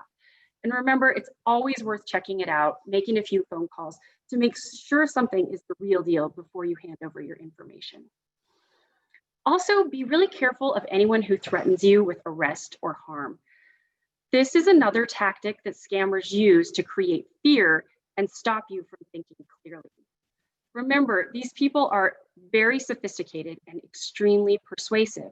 So even if they're telling you, they're the IRS and they're coming to arrest you, keep a level head and hang up the phone. The IRS and Social Security Administration will not make these sort of threats. Don't call or don't answer if they call back, and make sure you report the scam immediately. Another tactic scammers use is making an offer that's too good to be true. So be careful of anything that they're advertising as risk-free or like a free cruise, just so amazing. My dad used to always say, if it sounds too good to be true, it probably is. Finally, telling you that your loved ones are in danger is another common tactic that scammers will use. Don't fall for it. Check it out on your own, no matter how much they try to persuade you not to. Next slide, please. So luckily for us, there's a lot of ways we can keep ourselves safe from scammers. So first of all, never ever trust your caller ID. You never know when it's going to be a scam call. Feel free to let things go to voicemail if you don't recognize the number. One of the best things you can do to protect yourself is simply to be skeptical. Don't assume that everyone who calls you or emails you is trustworthy and has a legitimate purpose.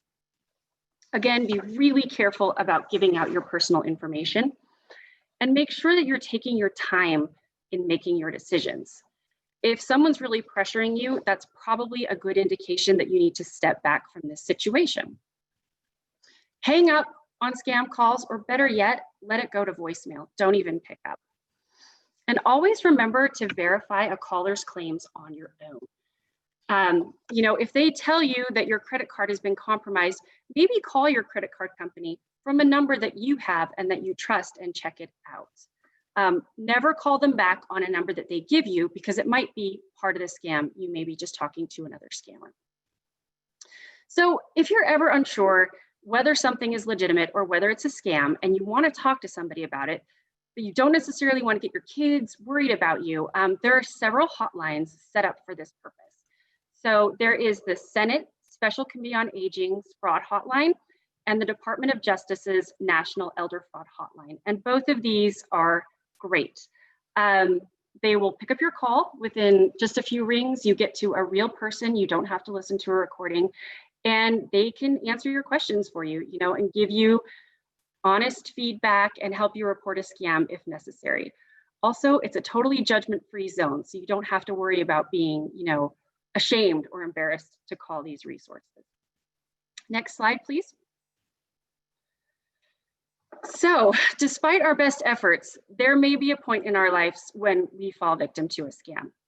So it is totally normal to be embarrassed or ashamed that, you think this happened to you. But I heard someone say, and I thought this was so great, don't be ashamed, be angry. Remember that these people are out there doing their best to scam you out of your hard-earned money, and you should not feel ashamed about that. You should take action and report it so this problem doesn't happen anymore. Also, remember that these scammers are highly sophisticated. They do this all day long, and they have figured out all of the best tactics to use on people. So fraud is going to happen all the time to all types of people, and nobody should criticize you or mock you if it happens to you. Next slide, please. So this is a page with the top scams targeting Utahns. There are so many scams out there, and scammers are constantly coming up with new scams. So it's not something that we can just teach everybody about all the scams and we'll be fine. I think the more important thing is that we understand the tactics that scammers use and kind of how they work, so that we can spot these things on our own and not fall victim to them. So I just kind of want to touch on a few of these. The first one is a grandparent scam. This is such a devious scam because it totally preys on your emotions and your love and concern for your family. So here you will get a call from a scammer pretending to be a grandchild who is just in a panic. And they'll say they're calling from jail or a hospital and that there's been an accident or something terrible. They need money and they need it now. In a situation like this, the caller will beg and plead with you not to call other family members, obviously, so they don't get found out. Alternatively, another variation of this scam is they might pretend to be a police officer or a doctor or a lawyer who has custody of your grandchild. Same thing, they are going to request money and they want it right now. So if this happens to you, resist the urge to act immediately. Ask questions that only your grandchild would know the answer to, or better yet, call your grandchild or call their parents and see what's really going on. If they say they're at a hospital or a jail, call the jail or the hospital where they say they're at. But remember, never use the number they've provided you with. Always look it up on your own.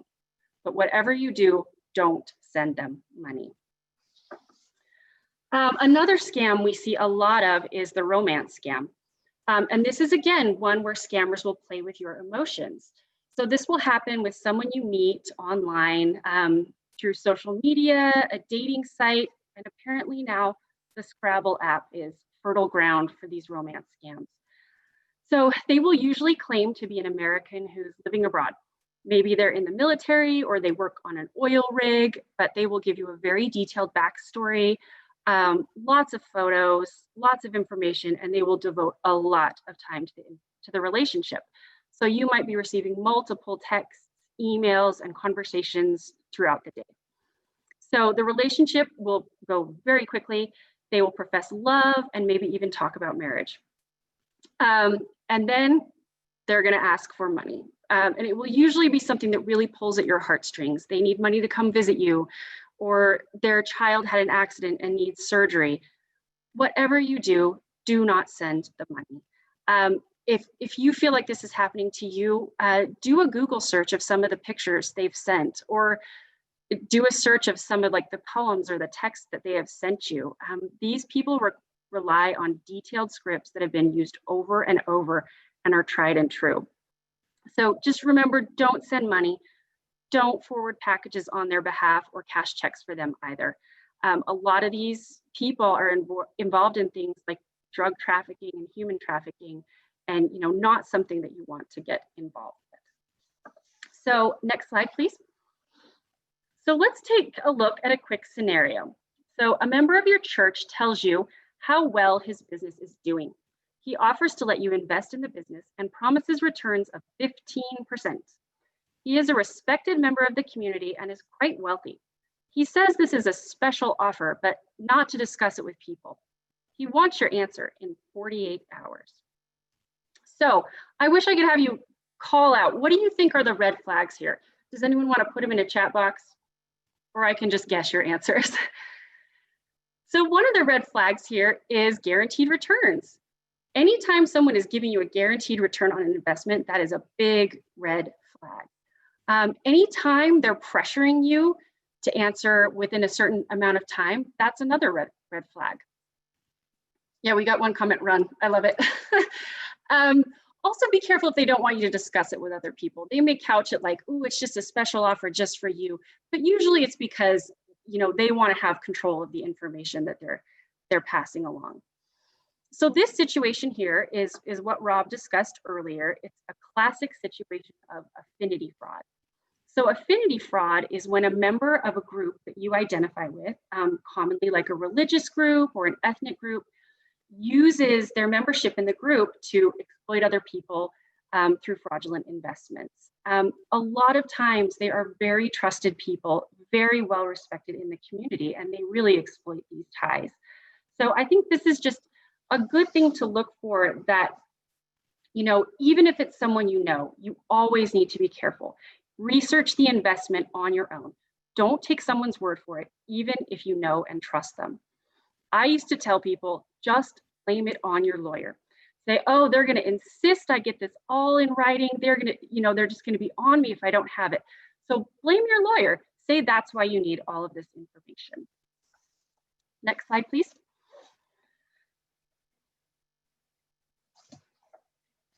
So this is a list of all the options you have for reporting a scam or a consumer fraud. Obviously, there are so many choices. There's national options and then Utah specific options, you know, if you've had an investment problem or an insurance problem. And over on the right of the page is just where you can get more information on what scams are going on and what you can do to protect yourself. Reporting is so important for us. It really helps us know what scams are out there so that resources can be directed to it. So, you know, it's a great thing that you can do to protect yourself and others to report. All right, next slide, please. So I want to talk about financial exploitation, which is a little bit different than scams. Scammers are generally people who don't live in our community and who are reaching out to us through emails or phone calls, whereas financial exploitation usually happens in our community with people that we know. Anyone can be an abuser, and in fact, in 55% of financial abuse cases, a family member is the abuser. Next slide, please. So everybody needs to be diligent about protecting yourself from financial exploitation, but there are a couple of risk factors that can increase your risk. If you have recently lost a loved one, or if you have memory or cognitive issues, if you are isolated or lonely, that is a huge risk factor. Or if others help you with your finances or you depend on others for your care. A big one is having accumulated assets. Abusers will follow the money, and those people who have a home or regular income or bank accounts are at risk. Even if you don't have a lot of money, even a modest income or a modest place to live can still put you at risk. Finally, having a trusting nature is such a great quality to have, but not when it comes to our finances. It can leave us at greater risk. So just remember, it's always better to be a little bit skeptical about your finances. Next slide, please. So the warning signs of financial exploitation, the main thing I can say about this is just watch for anything unusual going on with your financial accounts. Be careful if someone is suddenly interested in your finances and wants to help you with them. And also be careful of someone who is threatening to move you into a long-term care facility, as this is sometimes used as a means of gaining control of your finances. Next slide. So if you suspect financial exploitation, call Adult Protective Services. So we are a state program within the Department of Human Services who is responsible for investigating reports of abuse, neglect, and exploitation of vulnerable adults. So you can call us or you can report online. Next slide. So a little bit about us. After a referral is made and accepted, it is given to one of our investigators to investigate. And our investigators are not like police investigators. They are social workers and they are very dedicated in these fields. I do want to let you know that Adult Protective Services does not accept referrals for scams and frauds. However, we are more than happy to provide information on how to protect yourself and who to report to. We also don't provide direct services to clients, but we do help people connect with the services they need. Next slide. So at Adult Protective Services, we really support self-determination, and we want to support how seniors want to live their lives and how they can be safe in doing so. Next slide. So there are many things you can do to protect yourself from financial abuse. The first I would say is beware of a joint account. I know banks love to recommend these to people, but adding someone as a joint account owner makes them entitled to use all the funds in the account, whether they deposited them or not, or whether they have your permission or not. You also become vulnerable to their creditors, like if they had a divorce or large medical bills, it puts your money at risk. So joint tenancy is the same thing. Be really careful of these. Next, never sign documents that you haven't read or don't understand. It's not uncommon for people to misrepresent a document when showing it to you. And I had a client where her son would always show her pieces of paper that were folded in half or kind of covered up and tell her, oh, it's no big deal, you just need to sign it. Well, over the years, he ended up taking tens of thousands of dollars from her and she lost her house. So make sure that you read and understand everything before you sign it and ask for help if it's something you don't understand. Never share your credit card. Having these things just makes it so tempting for people to use your money for their own purposes. So if someone does your shopping for you, have them bring you a receipt after and you can reimburse them. Like Rob said, make sure that you stay involved in your community and regularly communicate with friends and family. I know this is more difficult right now, but it's also more important. Finally, set boundaries with your kids and grandkids. Obviously, we want to help them and provide for them, but our first priority is making sure we're taking care of our own needs. Next slide. So some things you may want to consider, plan ahead, are a power of attorney or a trust. So you might want to talk to an attorney about those. Next slide. So again, if it happens to you, it is, it's normal to be hesitant about reporting a family member. Nobody wants to get anybody in trouble. However, financial exploitation leads to so many problems, anxiety and stress. It can also harm your ability to take care of yourself financially. So remember that you are not alone and help is here for you. So if you could skip ahead 2 slides.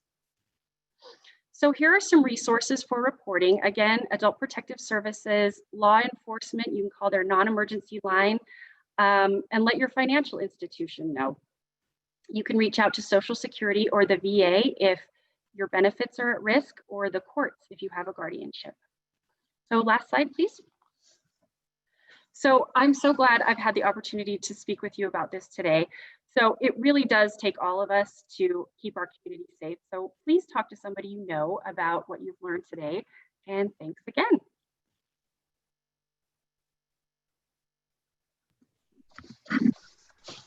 Thank you so much, Kate. We really appreciate that valuable information. It's funny, I do, as the Senior Medicare Patrol Coordinator, I do a lot of work with scams and frauds. And I used to say it was pretty easy. I used to tell a story, my husband got a call and the caller ID popped up and said, scam likely. We don't see it that simple anymore. It's not that straightforward. So thank you so much for this valuable information. And again, we have our local APS for investigating the scams or the financial exploitation, that they're wonderful people and very happy to help. And then for the scams and stuff, the Senior Medicare Patrol, we have a local resource here for people who need help with that as well.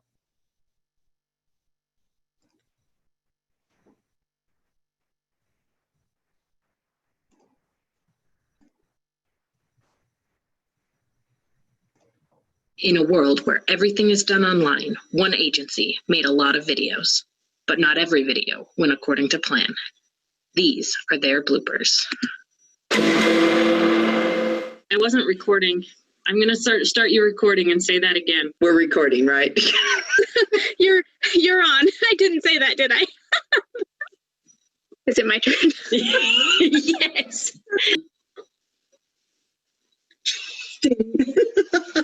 That one's from Mike Twain. Take 3. Probably going to hear me cackle anyway. Register now for the 18th Annual Seniors Conference. Registration will soon. Do I need to sound like more grumpy? I'm just not that wicked. Conference registration will be over now. Oh, will be over now. Is that right? Oh, soon be over. This is going to be bad, Amy. Okay, here we go. You can tell we're not actresses. Speakers, they'll expand your brain, touch your heart. Is that better? Got a scooch. May not be able to stop me from learning. Oh, I said that wrong. Okay. Okay. Now you need to be gone. You can't say that in the middle of it. All right, one more take. Take 25.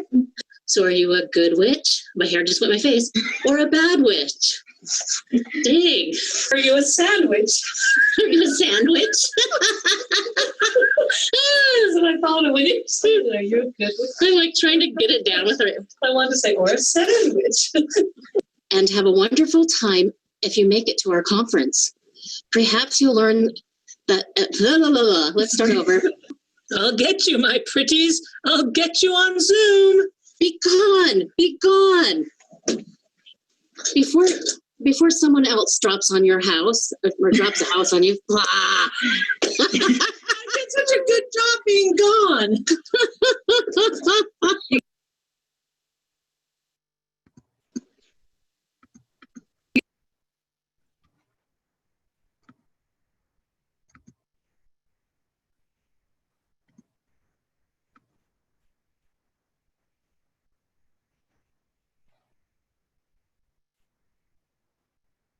One of the biggest challenges associated with the older adult population is dementia.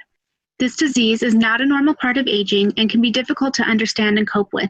Here today to help us learn more are Ronnie Daniel, Nancy Madsen, and Heather Cox. They will provide a basic overview of dementia as well as discuss behaviors and communication tips. My name is Ronnie Daniel. I'm the Executive Director of the Utah chapter for the Alzheimer's Association. The Alzheimer's Association is a nationwide organization focused on serving people living with Alzheimer's and related dementia and their caregivers.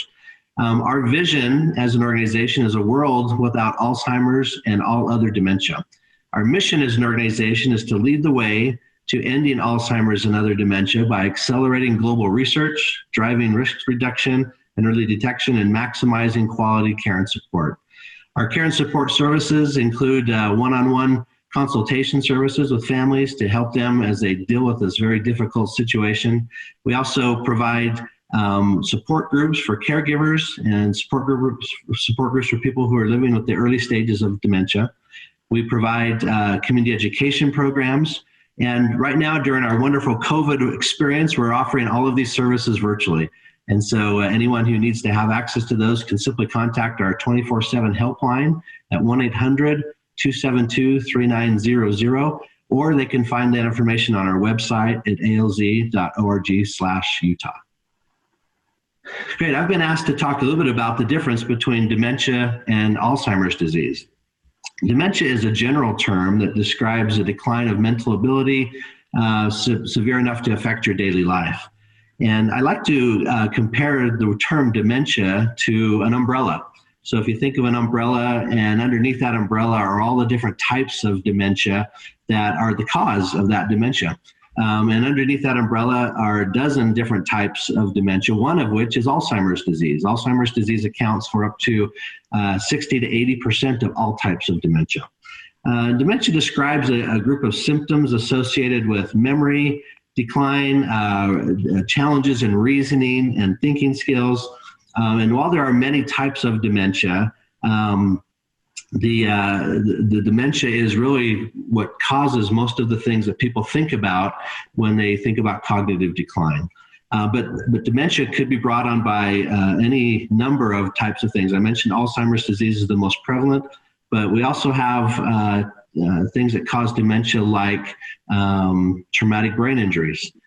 There's a type of dementia called frontal temporal dementia that affects different parts of the brain. There's also dementia with Lewy bodies. And so for a comparison, you might think about that umbrella term of dementia, and you might think of cancer. The word cancer is another type of an umbrella term. Underneath that term cancer are all the different types of cancer, and what differentiates those different types of cancer, what part of the body is affected by the cancer. So likewise, dementia is an umbrella term. Underneath that are all the different types of dementia, and what differentiates those different types of dementia, or what part of the brain are affected, or perhaps what causes the dementia in the brain. So Alzheimer's disease affects the memory centers first and foremost, and that's why that's most often associated. Frontal temporal dementia obviously attacks the frontal lobe of the brain, which has more of an impact on reasoning and judgment, versus Lewy bodies dementia might impact a different part of the brain and have a different impact on a person's reactions and cognitive abilities. So that in a nutshell really describes the difference between dementia and Alzheimer's disease. So if you think about it, dementia is the overall term, Alzheimer's is a type of dementia, and that's their association. Hi, everyone. My name is Nancy Madsen, and I am the Utah Caregiver Support Program Manager for the state of Utah. I work for the State Division of Aging and Adult Services. I provide administrative oversight and monitoring for the Caregiver Support Program throughout the state. I've got wonderful case managers in all of our 12 area agencies on aging that are spread throughout the state, and 5 County is just one of those. In the Caregiver Support Program, we provide information about available community services, assistance in gaining access to those services, counseling, support groups, and caregiver education. Much of that is online right now during COVID-19. We provide respite services for caregivers. That's a break for caregivers. And a small stipend to introduce you to community services that are out there that provide in-home care for your loved one.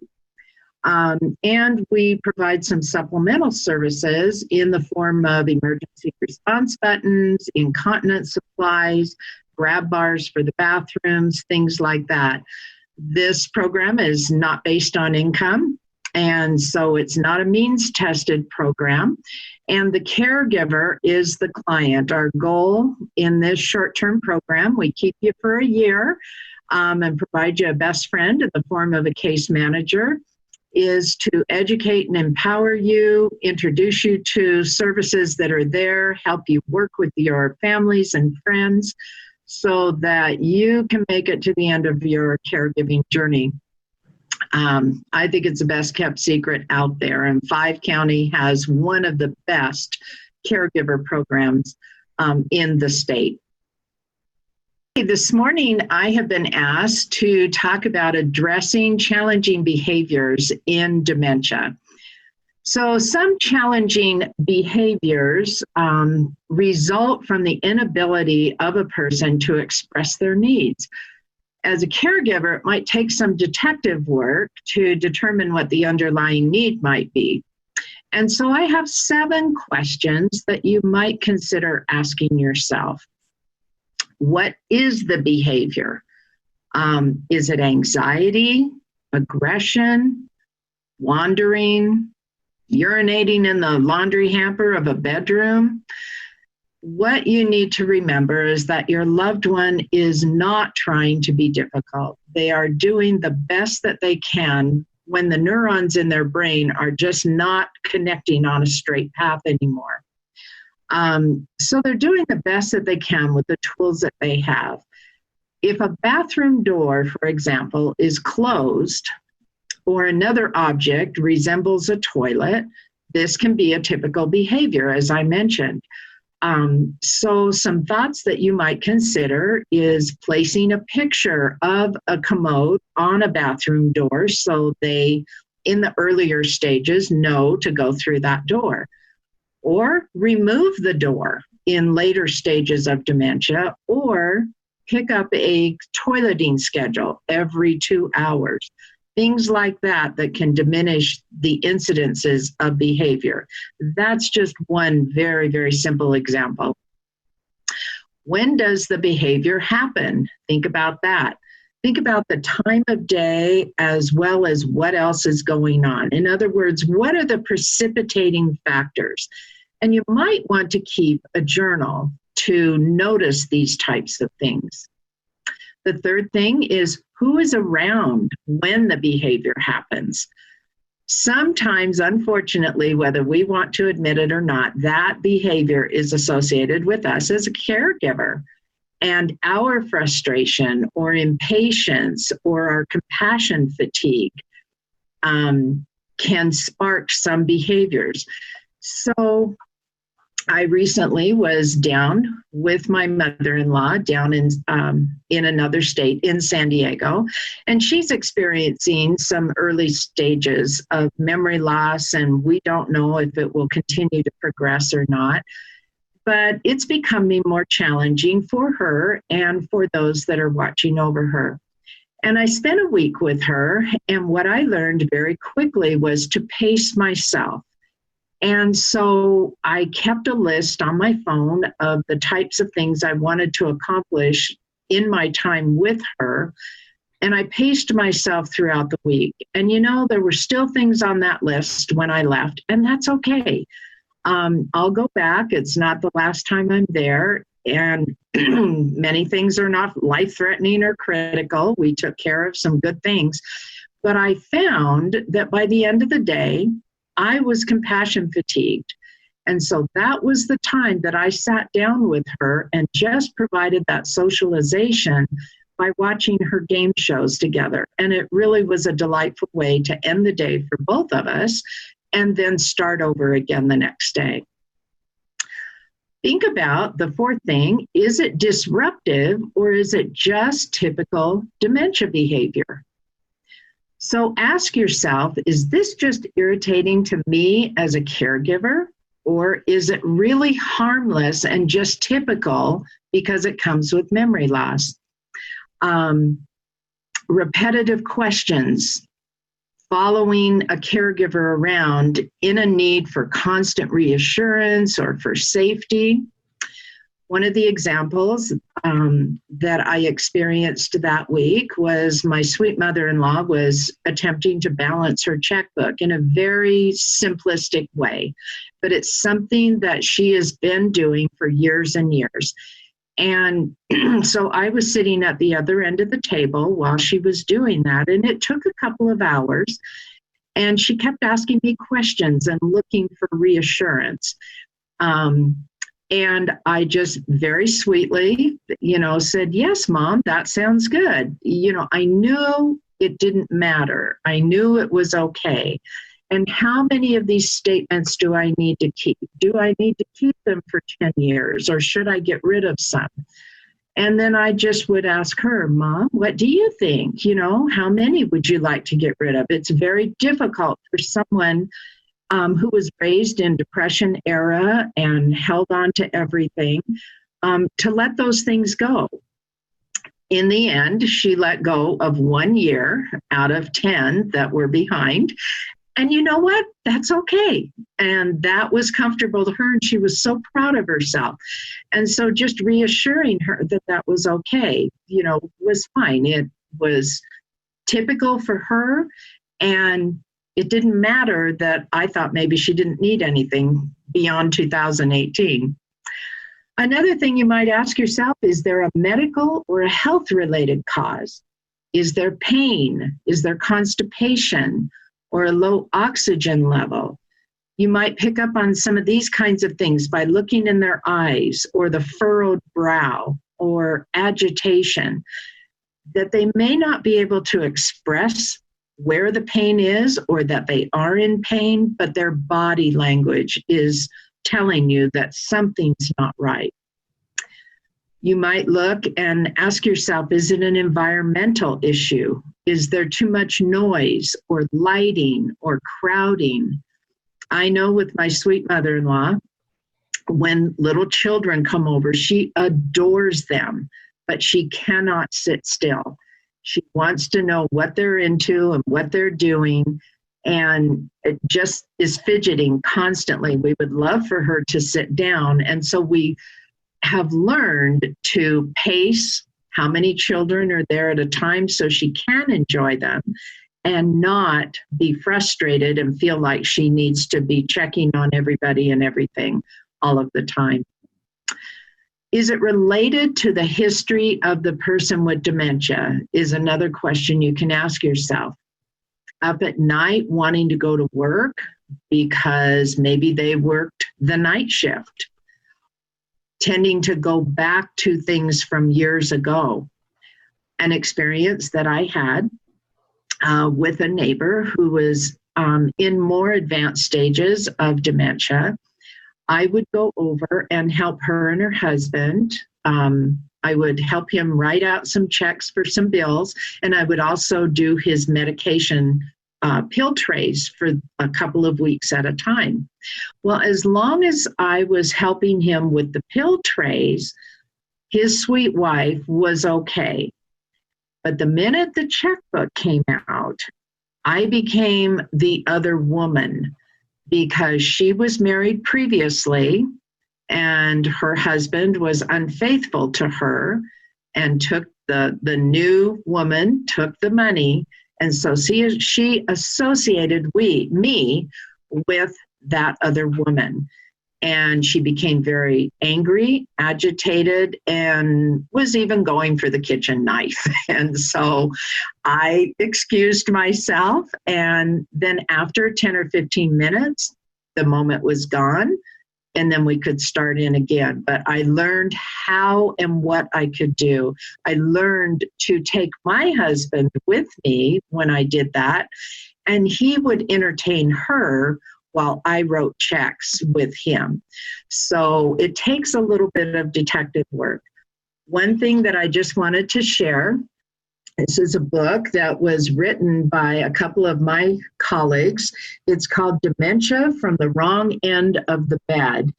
And this book it's by topic, but it helps you be a detective. So there's several different scenarios throughout the book where a scenario is presented, and then what do you think it is? And what should you do? And so there's good teaching in there, but there's also resolution to what are some good tactics to handle behaviors and be able to get on top of them before they occur. And I think that's the biggest thing, is getting on top of it before the behavior, figuring out why the behavior is happening, not necessarily how to deal with the behavior, but figuring out why it's happening, and then change the environment, change yourself, things like that. So. Hi, this is Heather with Five County. And today I have 3 quick tips for you for making it easier to communicate with someone who has dementia. One of the first things you want to remember is body language, both yours and theirs. If you are really stressed out or feeling really exhausted or feeling angry or anything like that, they will pick up on that mood and that body language, even if they're not understanding your words, and it may make it more difficult to communicate. So sometimes it's better to step away for a minute, take a deep breath, get yourself refocused, and then come back and try to communicate. You also want to look at their body language, because even if they're having trouble finding the right words to express what they need to tell you, they will be showing that in their body language and their nonverbals. So just be observant when you're communicating with them. Do they seem calm and relaxed? Do they seem really tired or sleepy? Do they seem like they're in pain somewhere? Do they seem frustrated or angry? Just look for things like that that can help you understand what they're trying to communicate with you. The second tip is to give lots of time for them to respond. Dementia can cause people to have trouble processing what's being said to them and also finding the right words to communicate back. And it just may take them longer than you think it might to do that. So just go ahead and give a little bit of extra time for them to process what you've said and then respond back to you. My third tip is just to keep it simple. If you have some questions you need to ask or more than one topic you want to talk with them about, just take one thing at a time and then give extra time to respond. before you move on to the next thing. If you follow those 3 tips, body language, giving more response time, and keeping it simple, you'll do great. A big thank you to these 3 for sharing their knowledge with us. For more information, education, and resources, reach out to the Area Agency on Aging 5 County at 435-673-3548.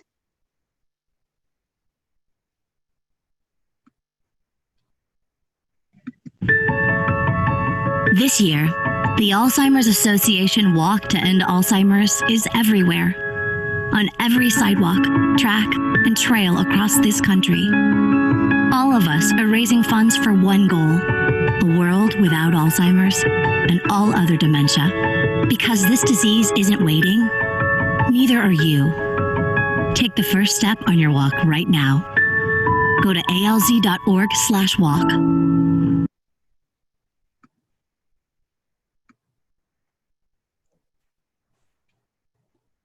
We just want to thank those 3 again for that information. And you saw there at the end the little advertisement for the Walk to End Alzheimer's. And we do have a couple of teams here. We have one in St. George and one in Cedar City. So if you're interested in joining our teams and learning more about that and how you can participate in that, please let us know. And we know that we're a little bit over the scheduled time. We've kept you a little bit longer, but we still have a couple more pieces, and we think it'll be worth your while if you'll just stick with us for a few more minutes.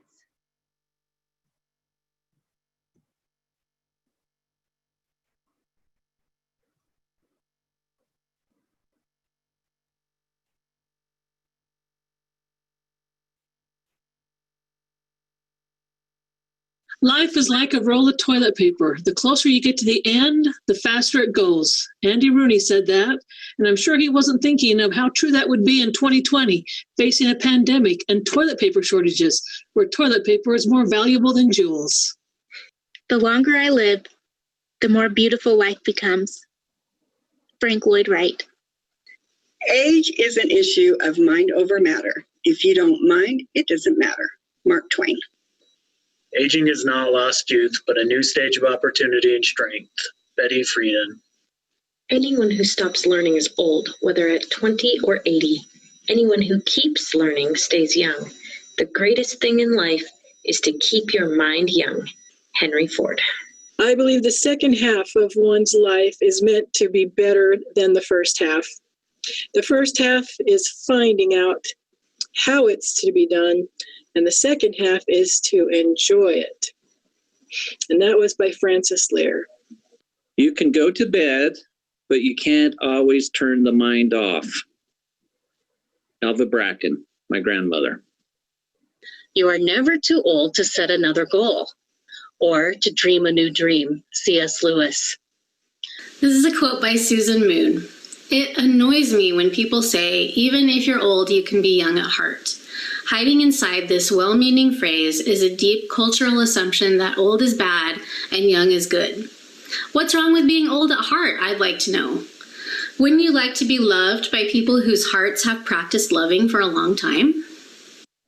Cameron Diaz once said that aging is not about getting old. It's about living. Learning that you can age well actually helps you age better.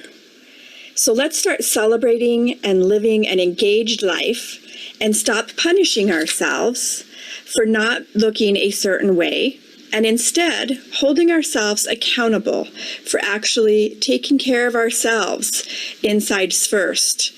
Knowing the results on the exterior will be a shining side effect. As you get older, 3 things happen. First is your memory goes.